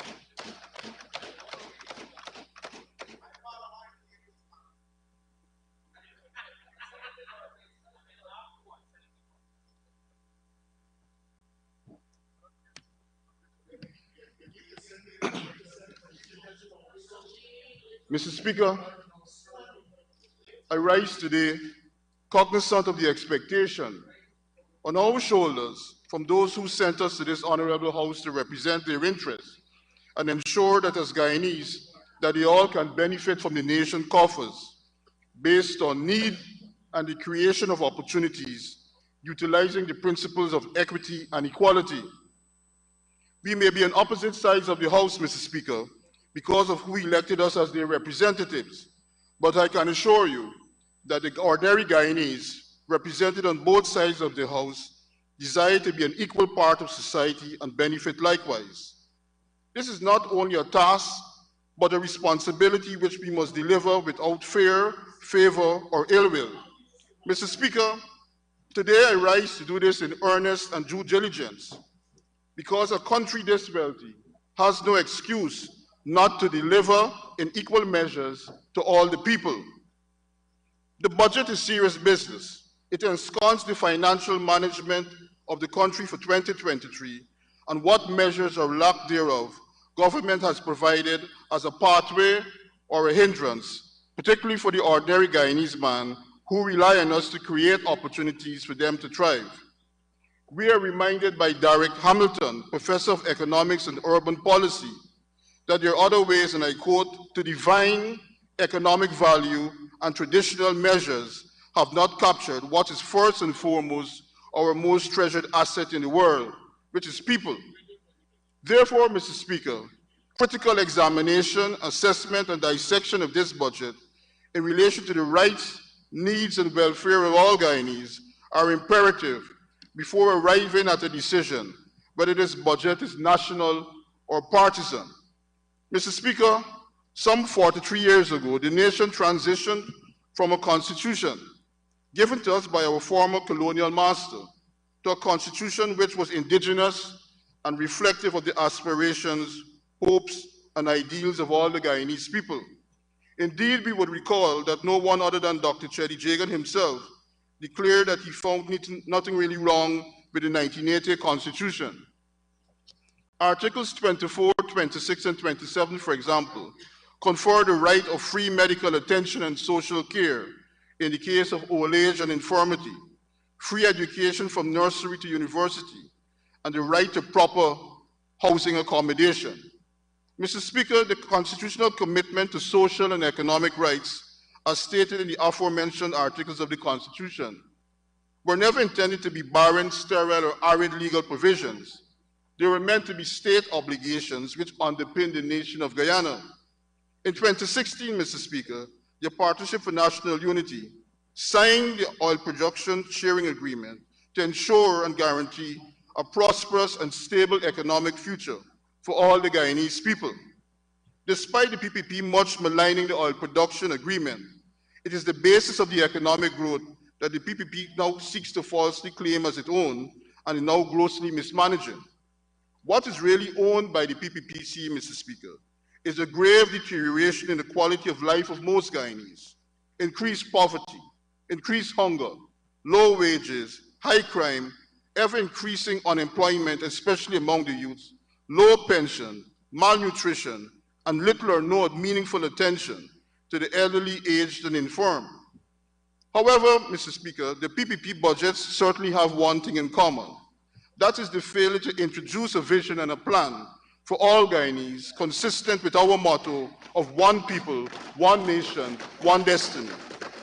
Mr. Speaker, they expose the ugly underbelly of structural discrimination, evident in the growing income gap between the haves and the have-nots, the few beneficiaries of the PPPC's One Guyana and the vast majority of Guyanese. The economic decay is reflective of the decay in the quality of citizens' legal rights and their opportunities to access for their own economic empowerment. It remains today, Mr. Speaker, relevant as stated by Lyndon Forbes Sampson Burnham in his speech, A Vision of the Cooperative Republic, that this nation must be cognizant, and I quote, of social needs and wants in creating a just society for the people of Guyana, end of quote. He stated also, Mr. Speaker, that a just society cannot be achieved unless the majority of people, the masses, the little men, have a full share in the ownership and control of the economy. Mr. Speaker, apart from the PPPC's One Guyana, the majority of the people, the masses, the little men and women have not benefited from the oil economy, nor have they seen their quality of life positively impacted. Since 2020, the economy has grown. It has grown, Mr. Speaker, 43.5%, 20.1%, 62.3%, and projected to grow in 2023 some 25.2%. But it's amazing, Mr. Speaker, that the Honorable Minister has been unable to point to any ownership by the little men and women and their families in the ownership and control of the economy. We call upon this government, Your Honor, Mr. Speaker, to ensure that the government provide mechanisms for ordinary Guyanese to own and control the economy. The stable inflation rates from 2016 to 2020, despite high levels of economic growth under our side of this Honorable House, saw greater spending power of the Guyanese people, greater rates of saving, and lowering of poverty. To this, the nation owes and holds gratitude to the prudential stewardship of the former Minister of Finance, Winston Jordan, President David Granger, Prime Minister Nagamutu, and the ministers of that government. Mr. Speaker, inflation has rapidly increased under the PPPC from 2020 to 21 when compared with the APNU's period of governance. In 2016 to 2020, inflation was 1.4%, 1.5%, 1.6%, 2.1%, and 0.9% respectively. During the PPPC's period, Mr. Speaker, it's recorded as 5.79 and 9.4 in 2021 and 2022 respectively, and is expected to be 3.8% in 2023. Mr. Speaker, the high inflation and high prices are wreaking havoc in this country, and this government must bear full and accept full responsibility for this. The PPP budget offers no prospects for equitable economic and social transformation, which is now more necessary than ever for the people to prosper in an economy identified as the world's fastest growing. Mr. Speaker, the Honorable Minister, in his budget presentation, omitted to provide us with any information on the human development of the Guyanese people. I submit that the deteriorating quality of life of most Guyanese since 2020, the minister thought it prudent in this oil-rich economy to hide the facts. But facts are stubborn and cannot be hidden. Mr. Speaker, you would have heard how perturbed they are when we mention the Food and Agricultural Organization report. They want to say that it's a report done during the period of the APNU AFC. But Mr. Speaker, what cannot be denied is that for the last 31 years of government in this country, these fellows over there have been in government for 26 years. The problem is their failure to effectively... You know better. These fellows over there. Sorry, Your Honor. These honorable fellows, Your Honor. These honorable members have been unable to effectively deal with the issues, Your Honor. That is why, Mr. Speaker, the report says that around 43% of Guyana's population cannot afford a healthy diet. Mr. Speaker, they may not like it, but this is the fruits of their governance for 26 of the last 31 years. Mr. Speaker, this certainly isn't the quality of life any caring government would desire for people or flippantly speak about. Guyana, the PPP is spending billions on infrastructure and has forgotten our struggling working class, single parents, youth, ordinary families, farmers, fisher folk, the elderly, our brothers and sisters in the indigenous communities.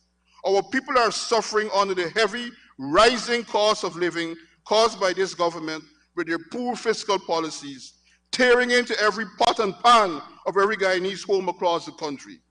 This government has become disconnected from suffering families, and this can be seen in the more than 100-fold increase in prices for the period January to December 2022. Ordinary items, Mr. Speaker. Cabbage has increased by 130%, pumpkin by 185%, edos by 150%, eggs by 82%, borers by 183%, Pak Choi by 166%. This is what the Guyanese people are facing. The facts, Mr. Speaker, the prices of basic commodities have increased at a pace that now outstrips income of any sort, whether salary, whether wages, whether pensions. Social and economic equalities are increasing for the vast majority of Guyanese, yet the budget has failed to address these. This must be a source of shame on the president, it must be a source of shame on the finance ministry, and certainly a source of shame on the government. What the honorable minister has failed to address also in the budget is Guyana's score on the Human Capital Index, which reveals some frightening matters, Mr. Speaker. It discloses that 97% of our children survive to age 5. Increasing levels of non-communicable disease contribute to only 79% of our 18-year-olds potentially surviving to age 60, with only 3/4 of our 15-year-old boys reaching 60. You would agree, Mr. Speaker, these are disturbing statistics. The health and longevity of our people are critical for the nation's development. Likewise, the survival of both sexes to ensure procreation, family stability, and growth. 12% of our children under 5 suffer from chronic malnutrition, twice the rate in the interior of Guyana. The maternal mortality rate is now 229 per 100,000 live births, one of the highest rates in the region. The healthcare professional to population ratio is 31 physicians and nurses to 10,000 of our population. Suicide rates continue to be high, with Guyana still having one of the highest rates in the Caribbean, 30.2 suicides per 100,000 persons. We on this side of the House believe that the government must increase in real time and real terms allocations to education and health, and these must be directed to the quality delivery of necessary resources, training, and recruiting competent personnel. Mr. Speaker, the recent announcement by the government that it is against the cash transfer because it cannot afford it has no basis in evidence other than the partisan desire to keep the poor, vulnerable persons from benefiting from our oil wealth, therefore increasing the poverty gap. Cash transfers must not only be paid to the poor and vulnerable based on needs, but to every household as recommended by Guyana's and the regional's premier labor economist, Professor Clive Thomas. The PPP, despite rapidly worsening the economic circumstances in Guyana since 2020, decrease in poverty, and the abundance of oil resources, have failed to expand and overhaul the social safety net. The government must at once provide unemployment grants, establish a social safety net that addresses the circumstances of young children, young persons, elders, and women in our society. Mr. Speaker, among the travesties still occurring in Guyana is the persistent failure by the government to make wages and salaries livable and to respect the constitutional right to collective bargaining for all unionized workers in the public service, or where the government is a shareholder. I believe this government must act now and move to the bargaining table with the trade unions to achieve increased wages and salaries and improve conditions of work reflective of an oil and gas economy. The government has failed to deliver on its elections campaign's promise of a 50% increase to all public servants after more than 2 years in government. Unilaterally tossing less than 20% increase in wages and salaries to public servants in 3 years is as discriminatory as it can get. In 2020, public servants received nothing. In 2021, they were tossed a 7% taxable increase, and in 2022, an 8% taxable increase. This is unacceptable. What is needed for the small man in this country, Mr. Speaker, is a helping hand up, not the government's boot on his neck. Mr. Speaker, when the government boasts of development to the people, this development is meaningless if it is not accessible to our people. In instances where the government is seeking to establish housing development, citizens are being asked to pay exorbitant sums of money on unlivable wages and salaries. The locations of these areas are far removed from persons' workplaces and their children's schools. Persons also can't get to locations where these houses are going up neither because they cannot afford to purchase a car. It is a situation of one step forward and many steps backward.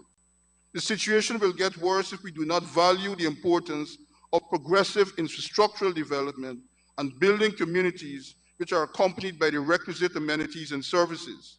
And even though we are seeking to break free of poverty by the seemingly supportive opportunities that exist, they remain shackled by policies that do not empower them either. Mr. Speaker, I believe that we can afford to build quality houses for the ordinary Guyanese man and woman. The construction of these must come from small contractors, primarily the marginalized communities of our society. This is a plan that will give the small man an opportunity to escape poverty. The government is also facilitating the massive transfer of state wealth and awarding huge contracts to the identified One Guyana. Flagrant disregard for the public sector workers and the vulnerable in our midst continues despite evidence of the vast economic disparities and the repeated advice to pursue political inclusion and shared prosperity. Even the Joe Biden administration had urged this government to act responsibly. In the world's fastest growing economy, the government ignores that 49% of the people are living in poverty. 48% of the population is existing on less than $1,200 Guyana dollars a day. And it is in this Guyana that pensioners are expected to survive on $33,000 per month with today's cost of living. These groups, which represent the majority of Guyana, get no direct benefit from living in the fastest or the fifth fastest growing, depending on what the president says, economy. Only the One Guyana, that special One Guyana, is benefiting from this growth. Mr. Speaker, this budget is anti-family. It has given the small man nothing, nothing to survive on, nothing to live on, nothing to hope for. As families are stretching themselves thin on small incomes, the government has been withdrawing billions from the Natural Resource Fund. But these sums have had no direct impact on the ordinary lives of the people. 3 times last year, the government dipped into the fund. In May, for $200 million was withdrawn. In July, another $200 million. And this month, $207.6 million. In 2022, Guyana earned more than $1 billion in oil and gas revenue, more than $150 million in royalty, and the economy grew by more than 60%. By no stretch of the imagination, Mr. Speaker, is Guyana a poor country, but yet poverty is pervasive with a widening economic disparity and government indifference. My fellow Guyanese, we would like the government to address its mind, assuming it has a mind and a heart, to the philosophical underpinning of Aristotle's theory, and I quote, "Poverty is the parent of revolution and crime." Aristotle is referenced, Mr. Speaker, merely to direct attention to the causative effects of deprivation and what we must do as representatives of our people to address this. The reappearance of street executioners and extrajudicial killings are symptomatic of the social decay and the return of the breakdown in law and order. Mr. Speaker, these indicators do not augur well for the stability of our people and our beloved country, Guyana. 2 days before the budget presentation, Guyanese were shocked at the news of the gunning down of Delon Josiah at his home, in his bedroom, at Perseverance on the east bank of Demerara. Days earlier, Anthony Charles, called Skiddy, of Leopold Street, was gunned down in broad daylight. This assembly cannot ignore these untoward happenings in our streets, either by rogue officers and or by civilians, threatening the safety and security of us all. It is not the national development, Mr. Speaker, when the PPP continues to ensure that significant and transformative projects are only landed in their geopolitical strongholds, a continuation of what continued and obtained during the previous terms in office. Guyanese are aware that the hospitality training complex is identified for Port Moran, the gas to shore at Wales, the packaging plant in Edmore, and the list goes on and on. There have been no similar economic transformational projects, as far as we know, slated anywhere near communities represented and dominated by supporters of the opposition. This is the president's One Guyana, and this should certainly offend our sense of national consciousness. The largest budget in the history of the nation deliberately avoids meaningful funding to the predominantly black civil service and discipline services. I can say more, Mr. Speaker. Mr. Speaker, the attention is now going to be directed to the travesty in Caneview, Mocha, in which the police was used by the executive of this country to prevent their fellow Guyanese from protecting their homestead and belongings. It's beside the point, Mr. Speaker, whether they were asked to remove or offered support to move. Mr. Speaker, will the other side of this assembly initiate this very public policy to clear the Grove to Diamond East Bank reserves, which will ease traffic congestion in the East Bank corridor? This legislature, this lawmaking branch of this government, in which sits the executives, members, knows that homeowners, be they described as squatters or otherwise, have rights. No government should demolish persons' homes and properties without engagement, providing them with comparative opportunities for relocation and securing their hard-earned possessions and investments. Mr. Speaker, the United Nations Commission on Human Rights, the Subcommission on Prevention of Discrimination and the Protection of Minorities report illuminated the 12 misconceptions and misunderstandings of the right to housing. The report dispelled the notion of squatters being criminals and unworthy of meaningful engagement and respect. Indeed, our Constitution, Article 154 of the Constitution, demands and calls upon every state organization to respect the rights arising under international treaties. Lest it be forgotten, we were elected here to represent our people, and this representation must be to the benefit of all the Guyanese people. The PPP continues in this regard to fall woefully short. The government's inattentiveness to the people is also reflected in its treatment of the judiciary. Not only has President Irfan Ali failed to respond to the Honorable Leader of the Opposition's, Mr. Aubrey Norton's letter agreeing to the substantive appointments of Mrs. Janet Cummings Edwards and Mrs. Roxanne George Wiltshire Senior Counsel as Chancellor and Chief Justice respectfully, consistent with Article 127 of our Constitution, he has failed to ensure that the judiciary has been conferred with the required human resources to dispense justice in a timely manner. Initiation by the President of the required consultation with the Leader of the Opposition for the appointment of confirmed officers must happen forthwith. Mr. Speaker, the judiciary demands immediate attention, and I believe the dilly-dallying must end. The situation is dire, and the government's dereliction of duty was politely addressed by the acting Chancellor, Justice Cummings Edwards, when she said, and I quote, "We need more judges. We need the Judicial Service Commission to be established ASAP as soon as possible. We are facing increased caseloads. Judges are now overburdened. They are exhausted. They are nearly worn out, and they are in some cases burned out," end of quote. Undoubtedly, Justice Cummings felt compelled to remind the executive, and I quote again, "We do not need a rhetoric. We need more laborers. We need the judges. We've been hearing time and time again about the JSC soon to be established. We would like to see the implementation and the establishment of the Judicial Service Commission." Mr. Speaker, as an officer of the court and a member of this House, and my fellow colleague, Honorable Member Anil Nandalal, Senior Counsel, he ought to be advised, and I do advise him, to render proper advice to the President, to ensure that the executive honors its obligations to the judicature. All are aware that justice delayed is denied, and the morale of the members of the judiciary is tied to the employment stability and the proper conditions under which they dispense justice. Mr. Speaker,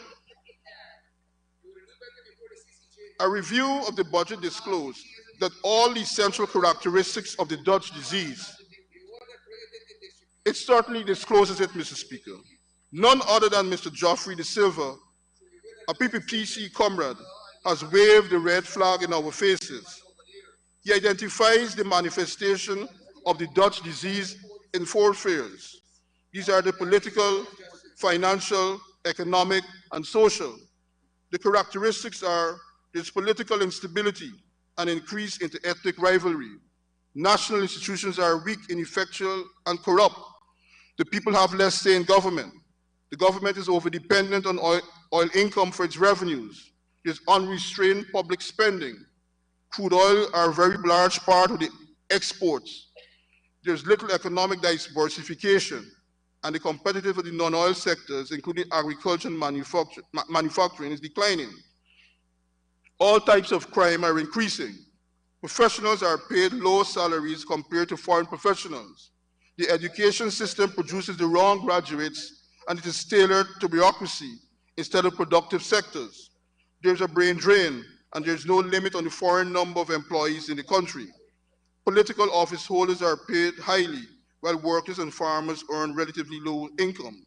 These are the views of their own Geoffrey De Silva. That is exactly the situation in Guyana, Mr. Speaker.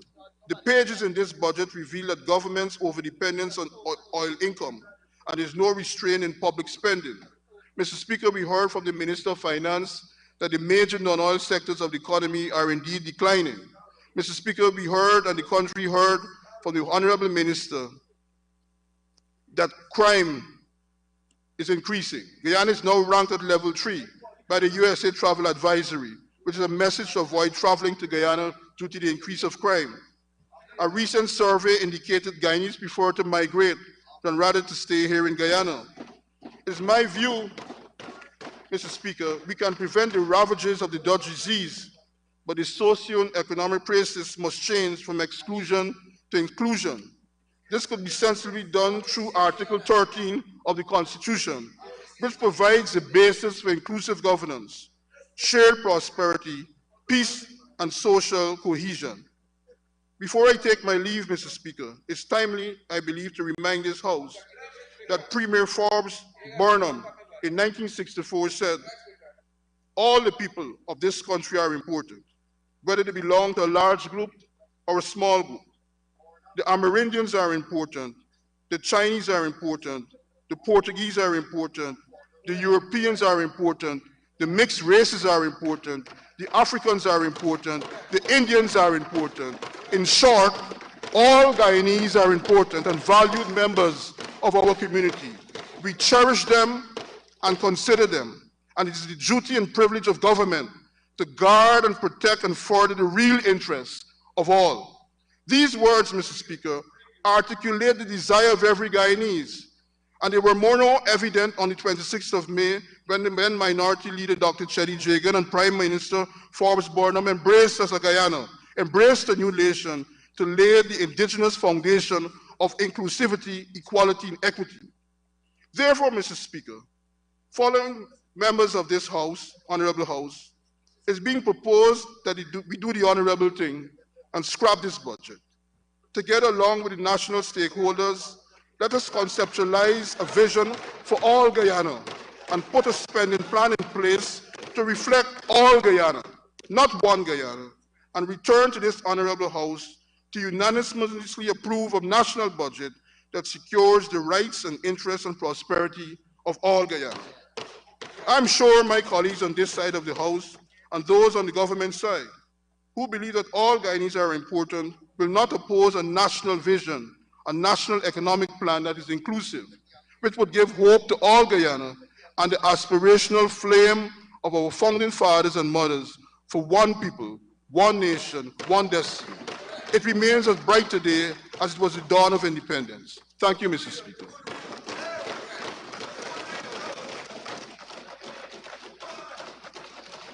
Thank you, Honorable Member, Mr. Ford, and completing the morning or the pre-lunch presentations is the Honorable Minister of Agriculture, the Honorable Zulfikar Mustafa. Minister, you may proceed. Thank you very much, Mr. Speaker. And Mr. Speaker, I rise to support my colleague and brother with responsibility for finance, the senior minister, and his team for the formulation of a budget that is transformative, dynamic, and comprehensive. Mr. Speaker, this budget will address the socio-economic transformation of our country and continue to fortify the government's One Guyana vision. Mr. Speaker, what was presented by my colleague, Honorable Minister of Finance, is concrete evidence that our government's policy is forward-looking. Mr. Speaker, there can be no doubt that Guyana is positively transforming at breathtaking pace. This rapid development is outpacing our brothers and sisters in the region in some Caribbean countries. As a matter of fact, Mr. Speaker, we have been ranked the second fastest growing economy even without oil in the world. Mr. Speaker, this country is in the international spotlight for good reason and is much sought after investment destination, a far cry from just 2.5 years ago under the coalition when it was classified as a place of doom, gloom, hopelessness, and its people devoid of confidence. Mr. Speaker, this transformation that we are witnessing didn't happen by magic. It took visionary leadership of the People's Progressive Party civic government and the prudent management of the country's resources to make it happen.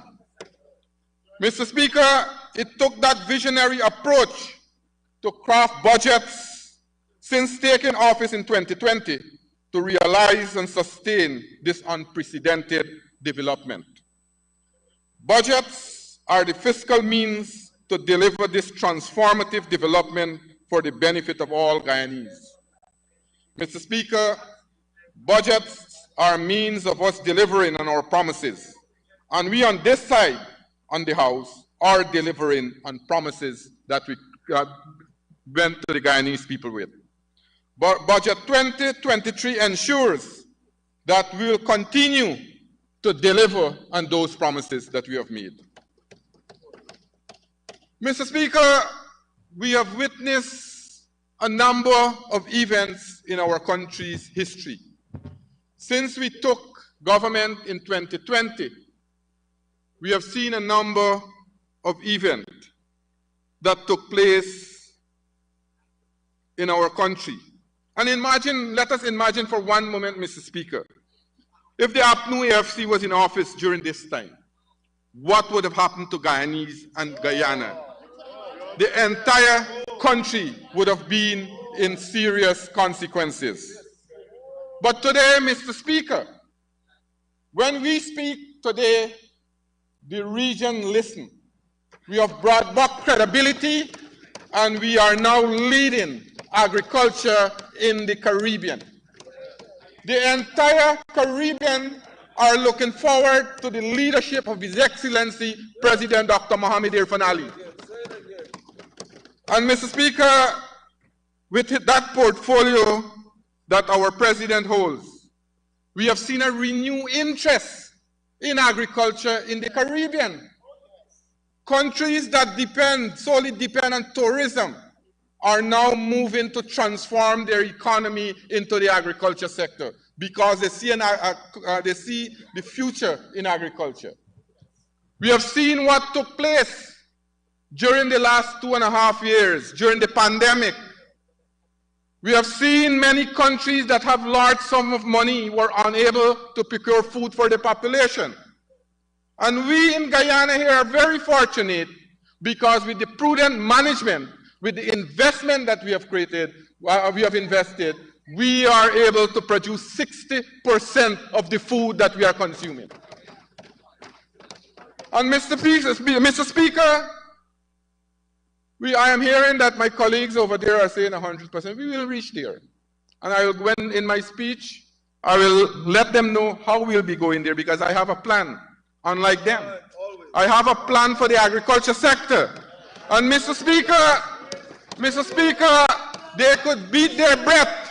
They could beat their breath, they could beat their chest. But let us don't deny the fact that the non-oil economy performed credibly excellent by performing 11.5% in the GDP. And in that, agriculture contributed almost 9% to our GDP. So they can come with all kinds of statements. They can come with all kinds of untruth. They could come with all kinds of misinformation. That doesn't deny the fact that our country economic growth, especially in the agriculture sector, was excellent.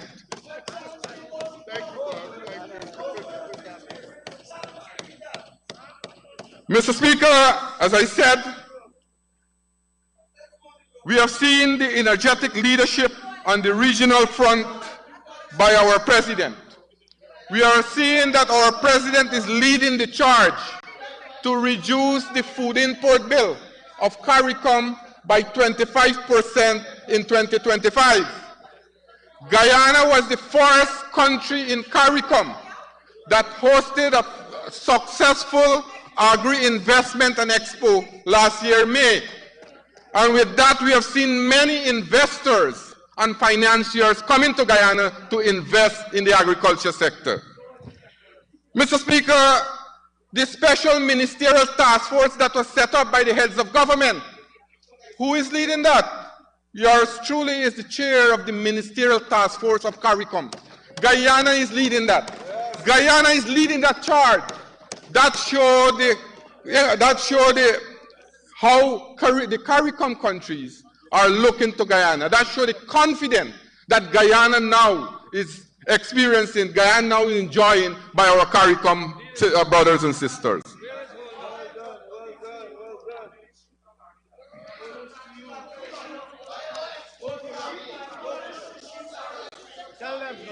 Mr. Speaker, I might have to change my prepared speech because of certain misinformation that was brought to this House. And yesterday, Mr. Speaker, we heard the honorable member, as a matter of fact, the first day of the budget speech, I heard the honorable member, Ms. Amanza Walter Desir, said that we have destroyed the sugar industry. She doesn't know about sugar. Probably she knows about sugar to drink in her coffee or tea.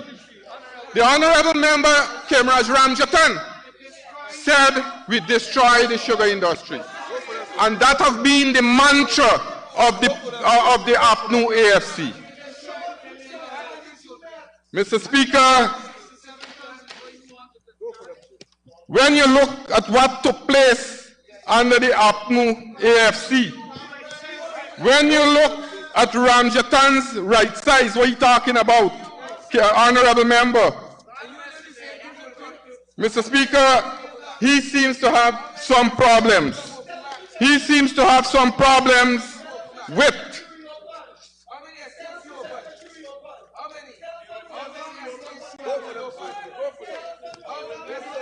I will get the facts just now. I will have the facts. But Mr. Speaker, Mr. Ramjatan went to WIM. Honorable member, Mr. Ramjatan went to the WIM rally, told the sugar workers there that the sugar industry is ingrained in Berbice economy, that the sugar industry is important for for Region 6. As a result of that, they will not close any in any factory, and they will increase the workers' salary by 20%.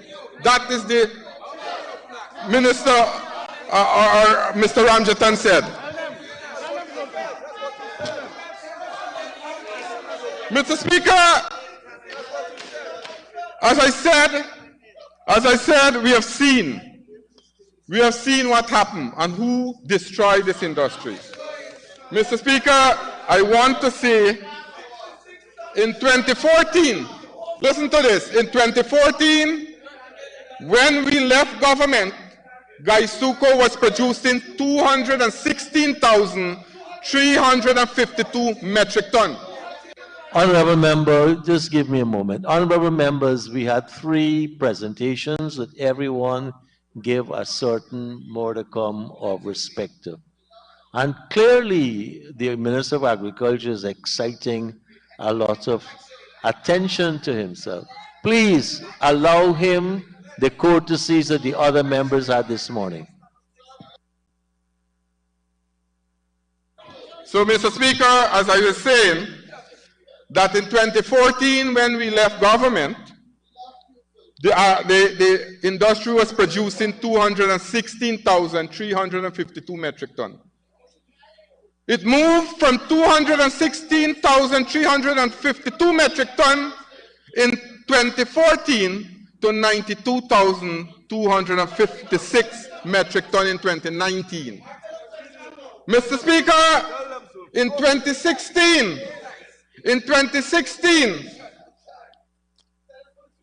or 2015, Mr. Speaker, Skeldon Estate produced 39,157 metric tons. Mr. Speaker, in 2016, Skeldon Estate produces 31,782 metric tons. They went to the Parliament. The former member then, the AFC leader, Honorable Chapman, boasted that they have turned around the industry and sugar will prosper. Mr. Speaker, in 2017, production fell to 14,000 tons, and that was the end of Skeldon Estate, Mr. Speaker. Mr. Speaker, in 2016, Upno AFC abandoned 4 sugar estates, put 7,000 sugar workers on the breadline when they were enjoying 100% increase. The same time they took their salary increase, they dismissed 7,000 sugar workers. Mr. Speaker, today we have employed approximately 1,500 of those workers, and I want to inform the APNUAFC that later on this year, the second crop of this year, Rosal, one of the estates that they closed, choose to suffer that the area, will be reopened and smoke will be coming out of that chimney. Mr. Speaker, that's the problem in the sugar industry. Mr. Ranjatan said he wants to right-size the sugar industry. The Guyanese people has right-sized this country and put them over there for the rest of their life. Mr. Speaker, the Guyanese people has right-sized the country and put them over there. And Mr. Ramjatan will be there for the rest of his political career. Mr. Speaker. Mr. Speaker, and then they came and talked about the rice industry. How dishonest these people are. Honorable Minister, 2 things. Withdraw that and continue to refer to the honorable member opposite as honorable or comrade. As advised, Mr. Speaker. Mr. Speaker, the honorable member over there came to this house with misinformation, talking about the rice industry. Mr. Speaker, I have here with me Kaichur News. Kaichur News, October the 5th, 2015, when they went into government. You know what I said? And this was the president, no less a person than the president, His Excellency, David Arthur Granger. Hear what he said. He said that my information is that farmers sell their paddy to the millers, and the millers produce rice. Point of order, Mr. Speaker. Go ahead, honorable member. What's your point of order? Mr. Speaker, according to the standing orders 41-7, the President's name shall not be used to influence the Assembly. Yes. Is that other point of order? He's extensively from President Ali's address to the UN. Go ahead, honorable member, Mr. Mustafa. Mr. Speaker, you know, when you come to this honorable house, must come with facts. Don't come with baseless accusation. And I'll go to the young man, the honorable member who spoke just before Honorable Bishop. Leave this with the National Assembly. Mr. Speaker, it says here, my information is that farmers sell their paddy to the miller. It's a private business. Upno AFC now are coming to share crocodile tears in the rice industry when they increased DNI and land rental by 6,000%. They increased from $3,500 to $15,000. Mr. Speaker, they talk about rice problem. They lost the Venezuela, one of the most lucrative markets that we had. They lost it. The farmers were suffering. The farmers who were exporting rice to Panama, they left them on their own to fend for themselves. Now, Honorable Member AG and Nandalal and myself, we are trying to recoup the money that they left the farmers with. Mr. Speaker, I can go on and on what.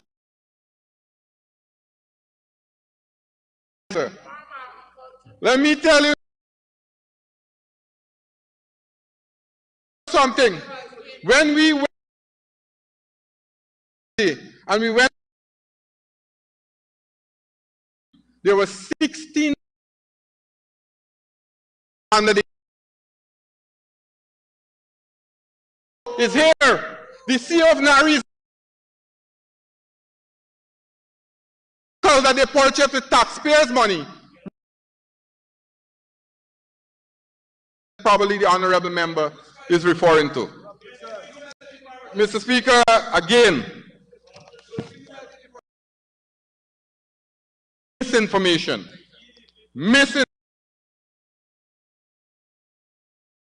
Honorable House, you must come with facts. That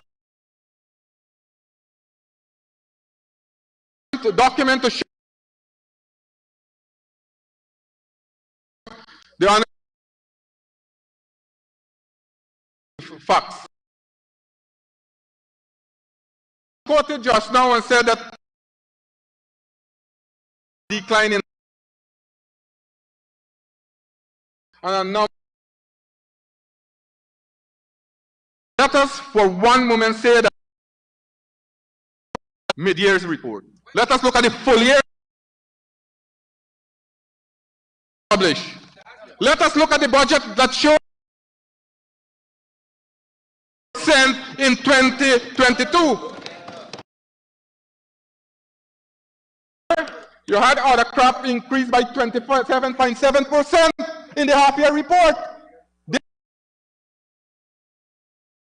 increased by 4.2% in the half-year report. Was quoting. He just call names, call numbers, and say, even if, Mr. Speaker, this is a deception that the opposition has been displaying to. Remember when they believe that they won the election? That's a figment of their imagination, Mr. Speaker. Half-year's report, and then say that the abattoir there, Mr. Speaker, the abattoir is an IDB project, and the contract was signed in November 2022. The 3rd of November. I think this member should be taken in front of the Committee of Privilege because he's misleading. He's misleading this National Assembly. You're going great, Honorable Minister, so don't use words. Mr. Speaker, as I am saying these are the misinformation that they are bringing to the National Assembly. These are the misinformation that they come to feel the Guyanese will believe them. For example, the Honorable Member Cox said that he doesn't believe about the report that agriculture in Region 1 has improved. Probably the Honorable Member is not living in Region 1 or he's isolated from the population of Region 1. Mr. Speaker, these are pictures that I brought with me where we have turmeric, we have nutmeg, We have, as a matter of fact, Region 1 have been declared the area where all our spices will be produced. And we'll have export going from Region 1 to Trinidad and Tobago and the Eastern Caribbean countries. Mr. Speaker, we have seen the IDB report, what they said about the agriculture sector, and I can quote it. It says that agriculture trade, agriculture export has increased 31% in 2022 to the Caribbean countries and North America. The IDB report said that. It's there on my desk, and I can give the National Assembly a copy of that. Yes, Honorable Member. And so far, all the persons who promised, only Honorable Manik Chan and Indar have provided their documents. Mr. Speaker, Region 1 cocoa production. Look here, cocoa production in Region 1. Mr. Speaker, nutmeg production. Nutmeg production.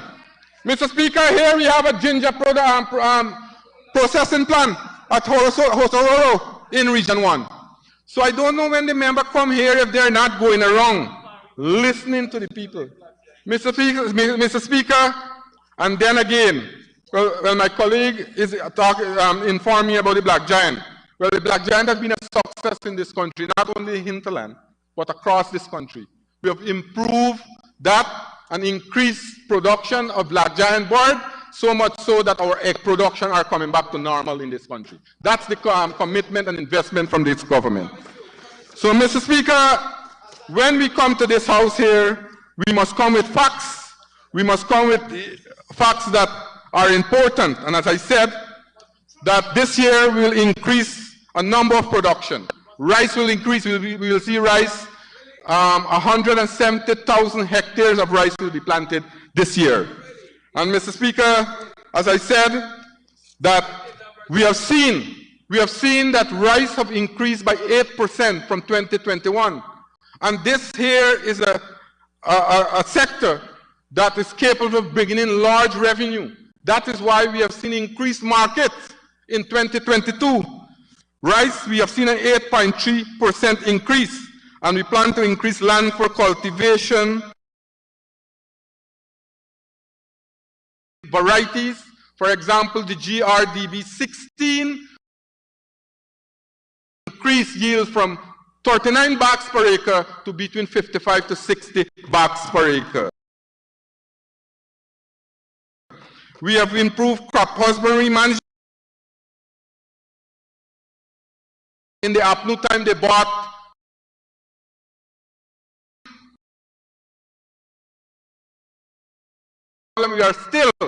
we are still talking to the contractor in India to get this matter resolved, because every single time we have heavy rainfall, the pumps cannot. I said we heard the mockery about drying floors. Drying floors are important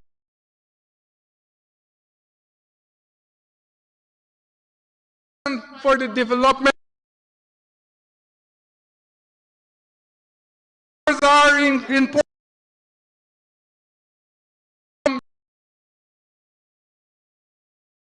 Paddies are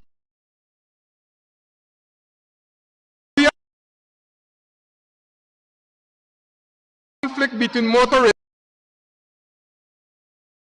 reduce. We are so these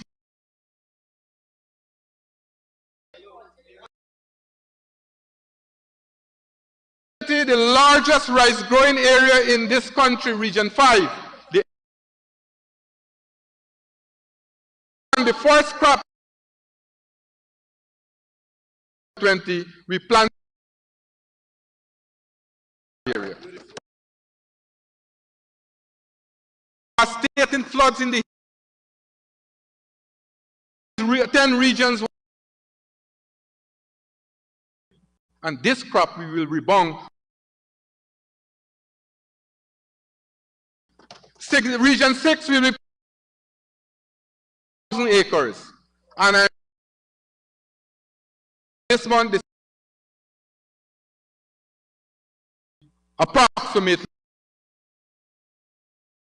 that is why that national 9.3. The infrastructure in this country, we have changed the landscape in this country. A number of critical D&I work. 2021, new pump station trends. We will not end up like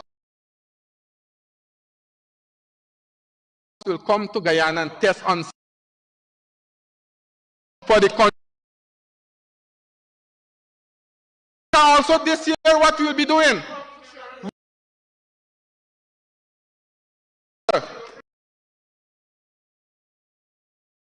The canal was built. Well, I tell you, saved the East Coast during the flood of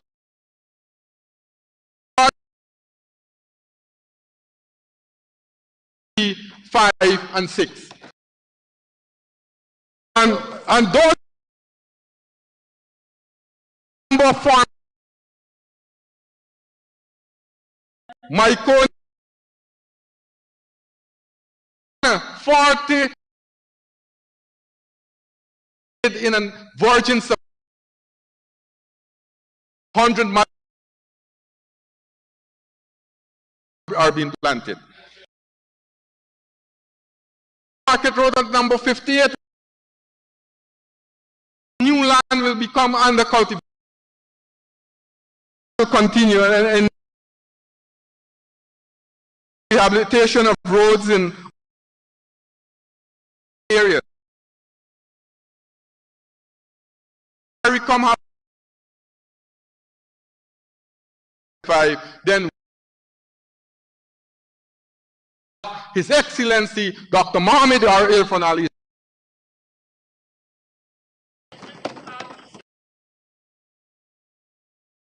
The non-traditional crops. We have been during the last in 2022, we cultivated and we produced in the Takama Savannah.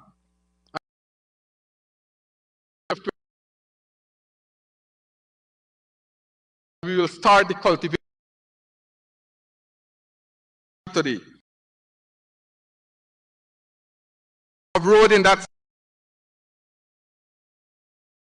almost $1.2 billion to commence the foundation of we have installed Borbis River so that we can take in. Mr. Speaker, by the end of 2020, 9,000 acres of soybean. By the acres by the end of 2020.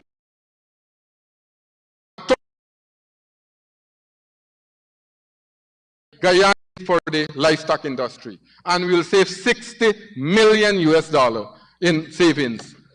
Mr. Speaker, and you have to look at the linkages, because when you produce the livestock feed, we are seeing an improvement in the livestock industry. We are already self-sufficient in poultry needs.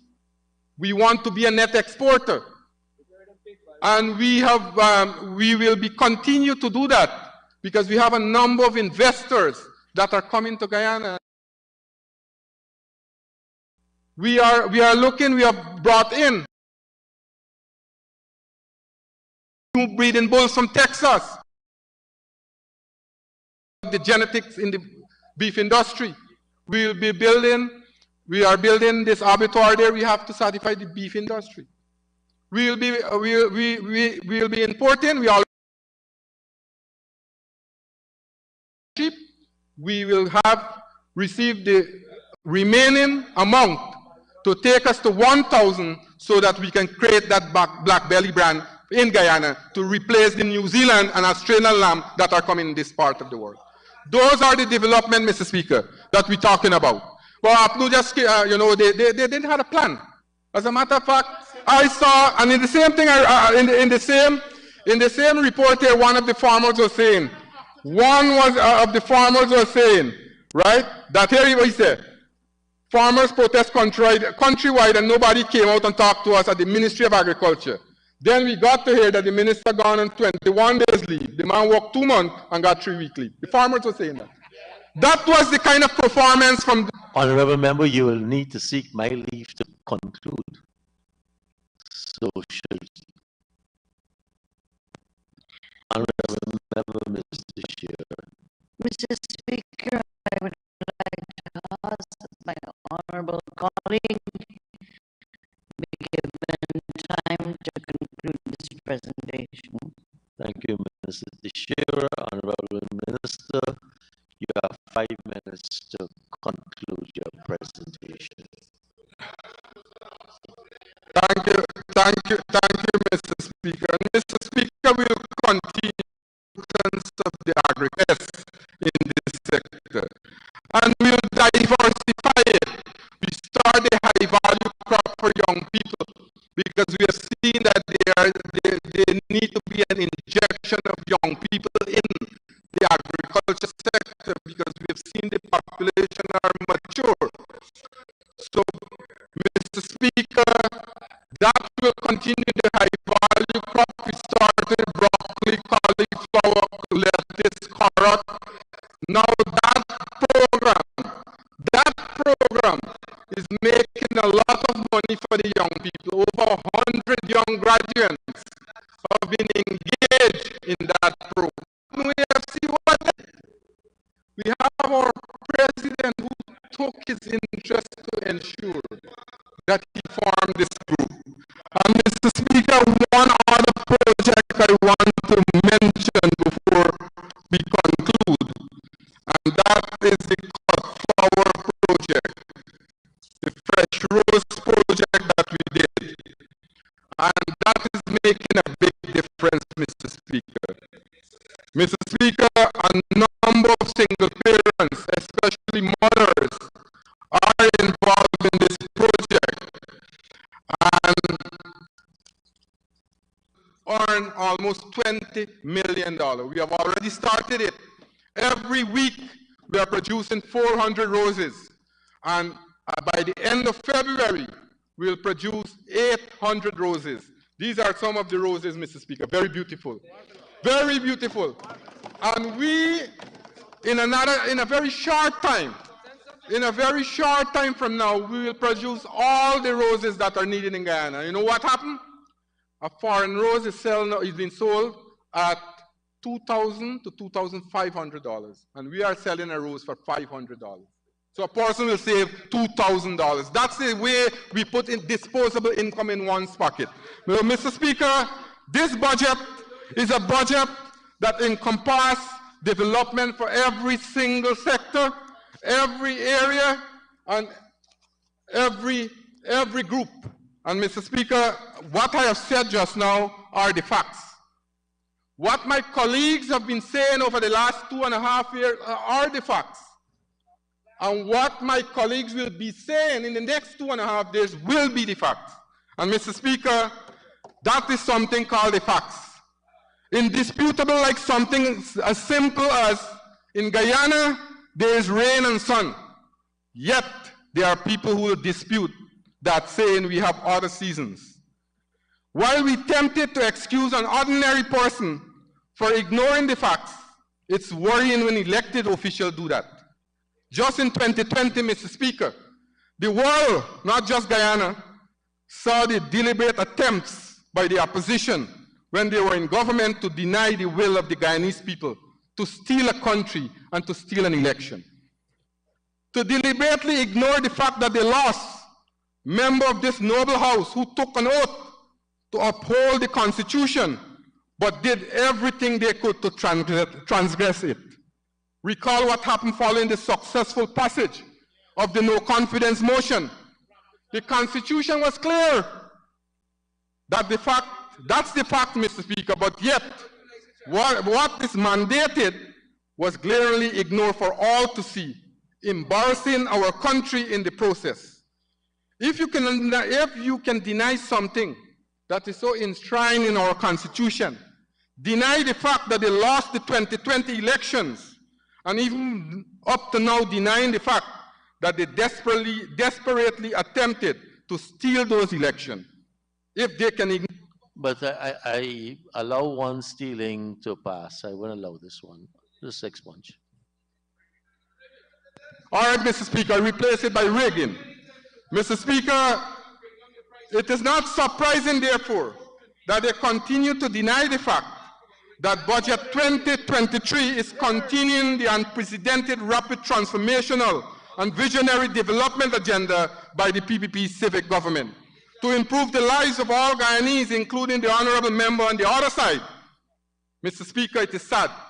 It's a gross disservice to the people of this country that some elected official in this House would come here to deny the fact. Thank you very much, Mr. Speaker.